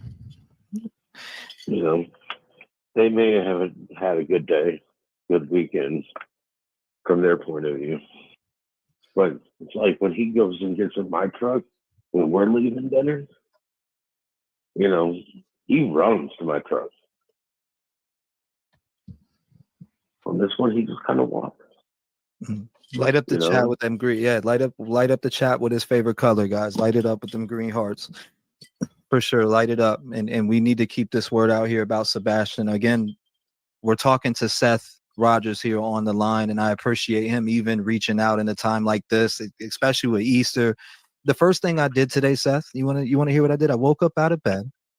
The first thing I Googled was Sebastian Rogers, hoping to see that he was found. This was at around 6 o'clock my time. Seen nothing was updated, came straight in here, went online. We're in this fight with you. We're in this fight with you. And I'm going to cover this until he's found. I don't care what that time is. Until he's found. So you always have a platform here. My life is not complete until I find my son. Nash Native, I just looked and I got your email. I'll take a look at it deeper later on because that is concerning as fuck if that's true. I finally got the call. I would say be hesitant on that one as a source though, because she has been involved in as much fuck shit as the other one that she's calling out. So unless they have direct accounting and can prove that, I'd just be careful believing that person because Heidi has been known to be problematic herself too. And I heard you say that on Pascal's last night, and I just looking at you, I connected with you emotionally on what you were saying. And the fact that you were smiling, I seen people saying in my chat, why is he smiling? He just seen his boy alive on video. That gave him hope for everything that he's been doing this last 30 plus days, that he has hope to find his boy. And that's why he was smiling the way he was. He's alive. He's alive. And I mean, it's not a current video, but it's like I smile or I cry whenever I watch any of the videos I have of him. I've got videos of him when he was 6 years old opening Christmas gifts or birthday gifts, you know, and it's just like I've had so many news medias want to share more pictures, share more videos. I can't. If I never found my son, these are all I have left of him. These are mine. Oh my gosh, I hope not. Chris and Nash Native, I'm seeing what you guys are saying. Ugh. That whole group is messy. And the crazy part is that's the X 90-day community. The 90-day crosses over, some of that community crosses over into the anti-KJ community. And I've seen quite a few of them like trying to cross over into this arena. And I see them in chats and run. I've never seen such a group of people that are so real lifers ever. Like I want, I understand people want to see him. Like, they're mine. I'm not holding the shit up. Seth, get it to me, man. Feel that pain, man. I feel that pain. And I hate to ask you this type of question, but I'm only asking it because I want answers. and I hate to friggin' ask this, but when you went to search with Chris, did you notice anything on his arms? Any marking? Allegedly? I didn't because I wasn't looking. I wasn't looking at him. I had my flashlight out, dude. Yes, sir. Out the window, looking to see if there was locks on sheds or. Okay, now you tell me those scratches in the pictures that we've seen, the enhanced scratches that they have been pushing down everybody's. You think Seth wouldn't have noticed those on his arms sitting right next to him if they would have been there and present like they are made to seem in the enhanced photos? And again, it confirms that they were searching together. You can listen to that more. Again, that's on T-Rev's channel on March 31st, but I think it's just a good reminder. The TBI footage was shown. They looked at that. At Night came out and made a whole narrative around that, caused a bunch of chaos. The scratches on the arm, he didn't notice them. They were searching together. There was communication. There wasn't this big, huge custody dispute. They were talking about him. He refused to do an interview with Chris and Katie. Like, there's so many things that people overlook. And it's the side-to-side bullshit. You know, inmates. So does Sebastian, what's he going to do? Like, that doesn't even make any sense, defend himself. The way he would defend himself would be to tell somebody of authority, and he could have had a jacket or a coat on. Yeah, he could have. But someone talks tea, they enhanced. If you go back to the original interview from the news media and look at his arms, that video that they took and enhanced, there are small, little, tiny, like dog scratches on his arms. They completely enhanced those scratches to make them look like, in my opinion, bite marks. If he would have had short sleeves on like he did in the interview, those would have been noticeable. Who knows what he was wearing? But again, as time went on, in March, Seth was more consistent with his story. And before all these people got involved and started just twisting shit up and calling themselves the Green Team. Hope something was done about it, which he did try to do. Oh, and by the way, I did see one comment in her comment section that made me about fall over. Somebody last night asked, well, you call your members the Green Team over here. Does that mean that you're the leader of the Green Team, Brittany? No. No. Nobody's referring to Brittany as the leader of anything. She is a useful idiot. I mean, if you want her to be the leader of the useful idiots, sure. But that's not what that's implying. Don't get it twisted. Towards the other family member, and it went unheard. So, and according to all of them, he was lying and fabricating and exaggerating it. So to me, it doesn't matter what age you are. Mm-mm. If you really feel that your child is in danger, why would you put your child with someone that you felt was in danger? That's what. Which they're not. Yeah, which they're not. But no. But I mean, that was just a stupid comment to make. Well, how can you put an age? How can you put an age on someone that could be? No. But again, if you listen to their own statements, Seth he didn't have concerns about him being with Chris and Katie. And Chris and Katie, obviously things had changed over time. Something had changed. They were doing the best that they could. It sounds like. Is there questions that could be raised? Absolutely.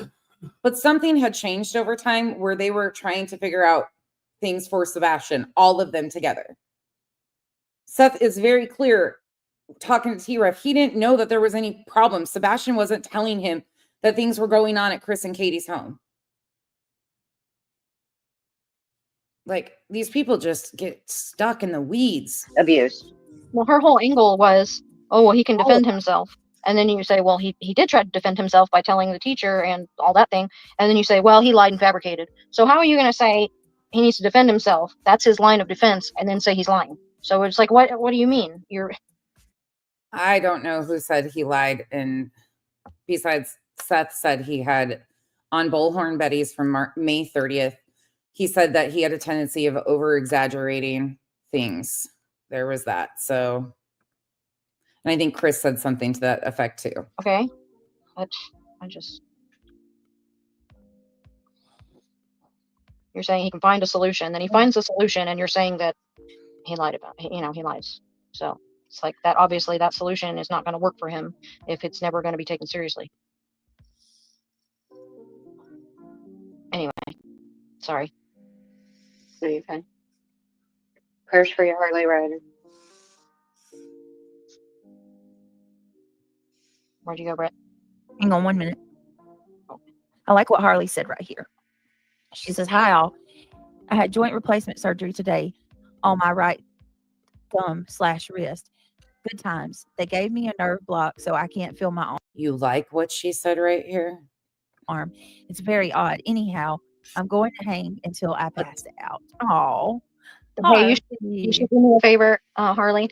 If you want to laugh, you should go on look on YouTube and type in living color, Mr. Armstrong, and then watch that and imagine yourself with your. By the way, at the end of this, they start promoting Lady Freedom's Raw Narratives, who is a mod or was a mod of Terry Lynn, who also had our buddy Rich on panel with her numerous times.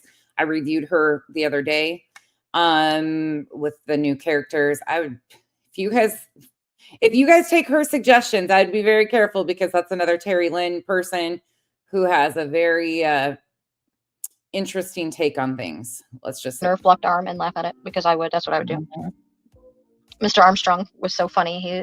I used to love that show. Do you remember that show? Yeah. Yeah. That was so funny. Oh, Harley, we're thinking about you. Sorry, you're not feeling good. It was a rough day. She said she liked. I know, like whenever you go to the dentist and your mouth is all numb, and you know what I'm talking about. Yep. Yeah, and you think everybody sees it, but nobody notices it, but you do. Yeah, and then you look at yourself in the mirror and you look completely normal, and you're like, Yeah, why but it feels like you're all disfigured, right? Like you're a monster. It's so funny how that works. It's so funny. That is funny. Harley, it's good to see you. Guys, let's keep Harley in our prayers, please. I'm Seth, sorry. Hi, Seth. Hope you're well. I think that's a lobotomy, Seth. We don't do those anymore. A nerve block for your head. What you doing with that? Play the tip. Don't you dare start it back from him raging in the parking lot. You don't what? You don't want to listen to Rowena? Hell No. I'm done with No. Look. Seth, I'm about to bust you out. Look at me. I already seen you, Seth. Seen you. You can't get away from me that easy. You know, I needed to tell you something, Emmy. I got some news for you. Just in case you didn't know. What's that? So, B. Tim has nicknamed you. Mm-hmm. I think he calls you Dummy Joe. That's the best you got. That came from Voices. She said that she came up with the name. That's the best y'all got is Dummy Joe. Tell B. Tim to come at me when he can pronounce frustrated instead of. I don't think Emmy is stupid. She's just very caught up in a tunnel and can't see her way out of it. A lot of people are from side to side, though, and they can't look at it from any other perspective. I don't think she's dumb, though. I don't think she's as dumb as some of the other ones on panel, if I'm being honest. Reality, I'm looking right at you. Frustrated. What? That gave me my life. I heard that. Not just him. I heard GW say it, too. They both said frustrated. Well, I would generally, hello. I am so creative. Did you not know? Creative works over here.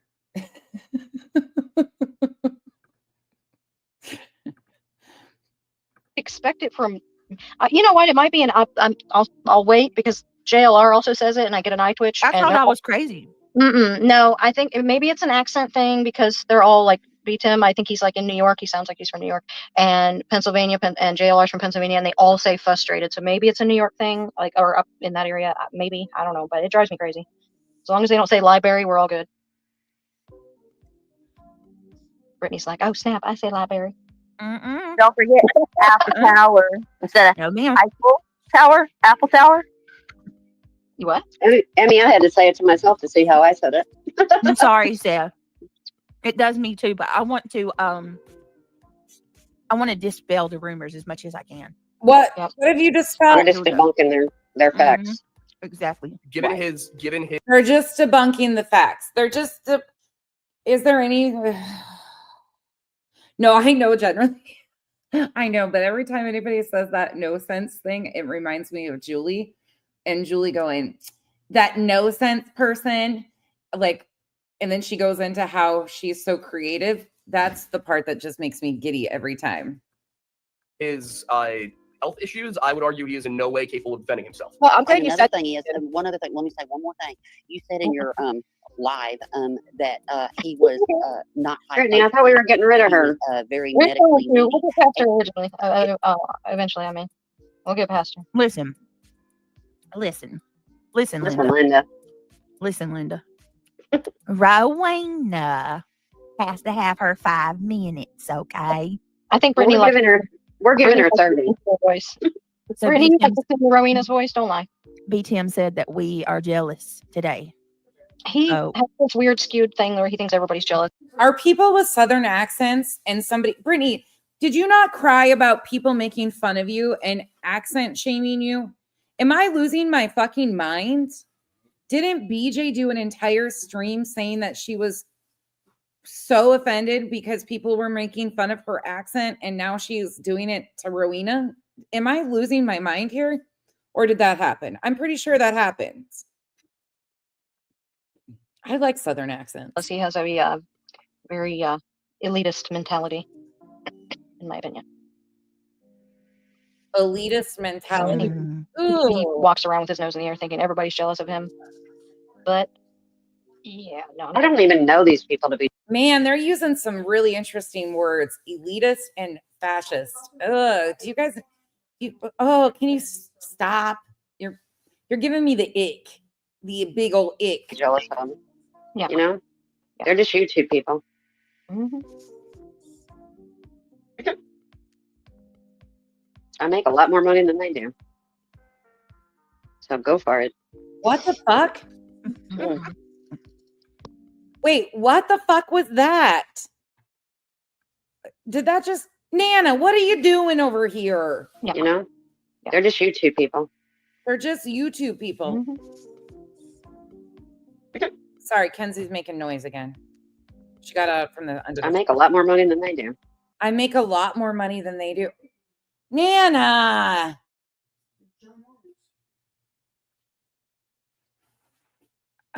I mean, good for you. Like, what? Look how big they are. Kenzie's talking about tacos, you guys. You want to see them? Here. You want to show your tacos? That sounds terrible. Yep. Let's not do that. I need a soda. That sounded terrible. Anyways, they're legit tacos. So go for it.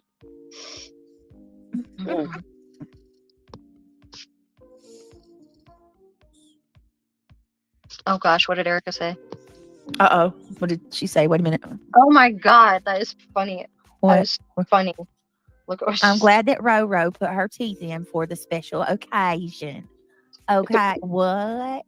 You said what? What?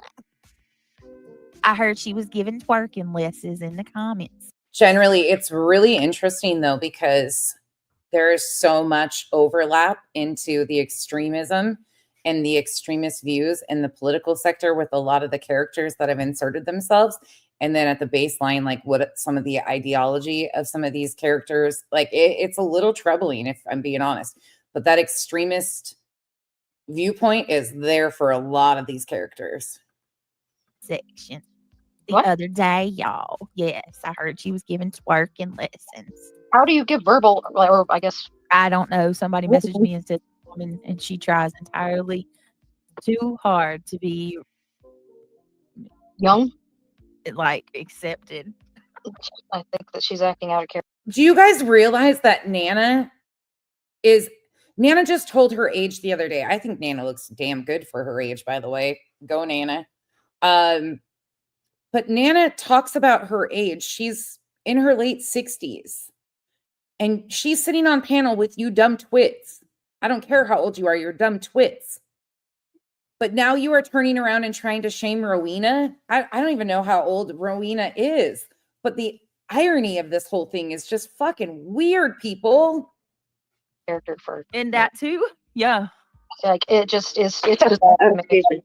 It's just bizarre to me. Like I personally, if I was that age, I would feel odd sitting up on a panel. Like, meanwhile, and then you click off of that YouTube and you see like the real life stuff that's happening in the world, and you feel silly. Like, I don't know how to explain it. Like when you're older like that, like you feel, I don't know. I think you'd feel out of place.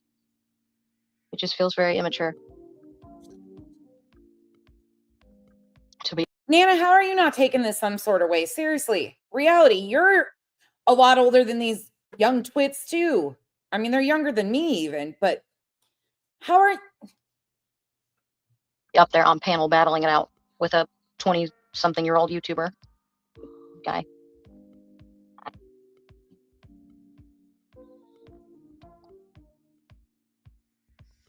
All right. Weird. Here we go. Yep. If that's true, you might want to ask Oh, Stephanie Lord. on his panel. Oftentimes with age comes wisdom or If experience. he was that medically needy, why did he leave him 4 days a month for 14 hours a day while he went to work at night? He Well, I did think not. that might be a misrepresentation or a Well, see, misunderstanding of what I okay, would say. so two things you've misrepresented in No, I'm not saying Another that that's thing something is- I no, another thing misrepresented. is- I'm no, saying I no, think you no, might have another misunderstood thing what I is- said. No, another thing is No, that you have an autistic brother. Okay, Listen to I her. had a special needs sister. Okay, so I can relate on the whole sibling thing. And you, Okay, I just want to make it known that I didn't rewind here. We are at 142:37, and Brittany has magically backed it up to the same fucking point in the live stream like 4 different fucking times. No wonder why they can't ever do an actual review. Spit it you're out, fine with Rowena. a man that sits with a woman that calls his son defective. Have you ever seen that episode of Family Guy where Anybody it was calls like, your brother no, I'm gonna make a multiple clip times, of Rowena doing that. would you support that person? No, and as I have Okay, said, well, I am Seth not Rogers supporting is. Seth. Seth Rogers. Big girl for life. It's impossible for me to have panels. What? Are you talking about big trees? I'm talking about Charlie climbing a tree chasing a bird, and I wanted to make sure that he wasn't stuck up there. Oh my God, now the cat. She's watching the cat climb a tree, Kenzie. It's No, okay. I already asked Anyways, I would get nothing, nowhere. I get nowhere with panels. So I very rarely do panels. Rogers is. I usually have like bad ADHD, and I don't have ADHD at all, except when people are on panel. But I'm not supporting Seth. Would you put Watch. fuck out of here? Okay. Look All right, at that. Have a good day. Mm-hmm. He stomps her. He says, I'm not supporting Seth. And what does she do? Get the F out of here. Y'all have a good day. She goes, runs off the stage. We call that a barbecue lady rage quit. Mm-hmm.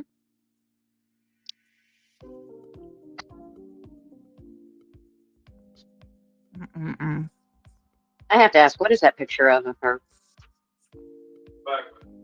Of who? Of Rowena.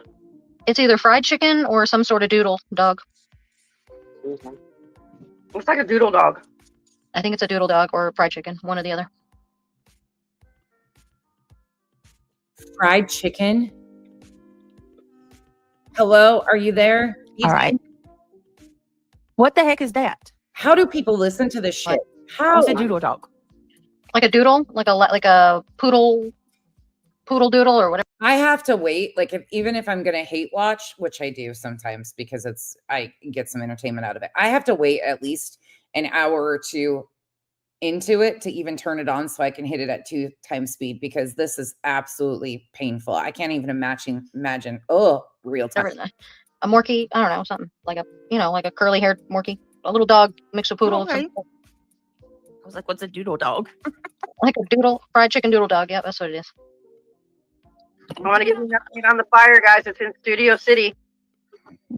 Gabby. I don't believe she wanted us to have a good day, so it's polite. You've seen it, Cindy? Cindy, you've seen it?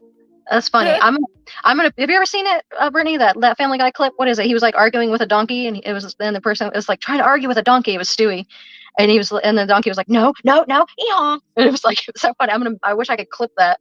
Like right after Rowena's like, no. Like she wouldn't even. I'm tapped out. Sorry. I am tapped out. I can't do any more of this. I can't. We've been here for almost 3 hours. I can't listen to these imbeciles anymore. I'm sorry. It is what it is. I don't think they're always stupid. I just think that is pretty much when they hit live stream, their brain cells check out. I truly believe their brain cells say, see ya, hit the road, Jack. And they all just, we're out. They took the night off. Yep, they're on sick leave. The brain cells check out because I've never seen, like, how embarrassing. How embarrassing is this? You guys defended Betty. The indefensible. You continue to defend Betty. It's ridiculous. Someone talks to you. I actually struggle with a panel versus not. Like I prefer to be alone. I mean, sometimes I love having panel guests and stuff like that, but I prefer when I'm walking content to be alone because I usually have a method to my madness. This was a little bit like, oh, nope. I don't think the Lore Lodge, if I'm being honest, though, is any different than people on the red team. He saw an opportunity. People are moving into the true crime genre for the money. I mean, it's what's happening. I think his bias is dangerous and it's unethical to claim he is a journalist and such a profound researcher when he does no research whatsoever. And I also find it to be, well, fucking funny as hell that Brittany says she was fact checking anything because they didn't fact check shit. But there's that. Fact checking is actually going and finding the clip to debunk the things that are being said. You have to put time and energy into it. You just can't put that in your title and be like, nope.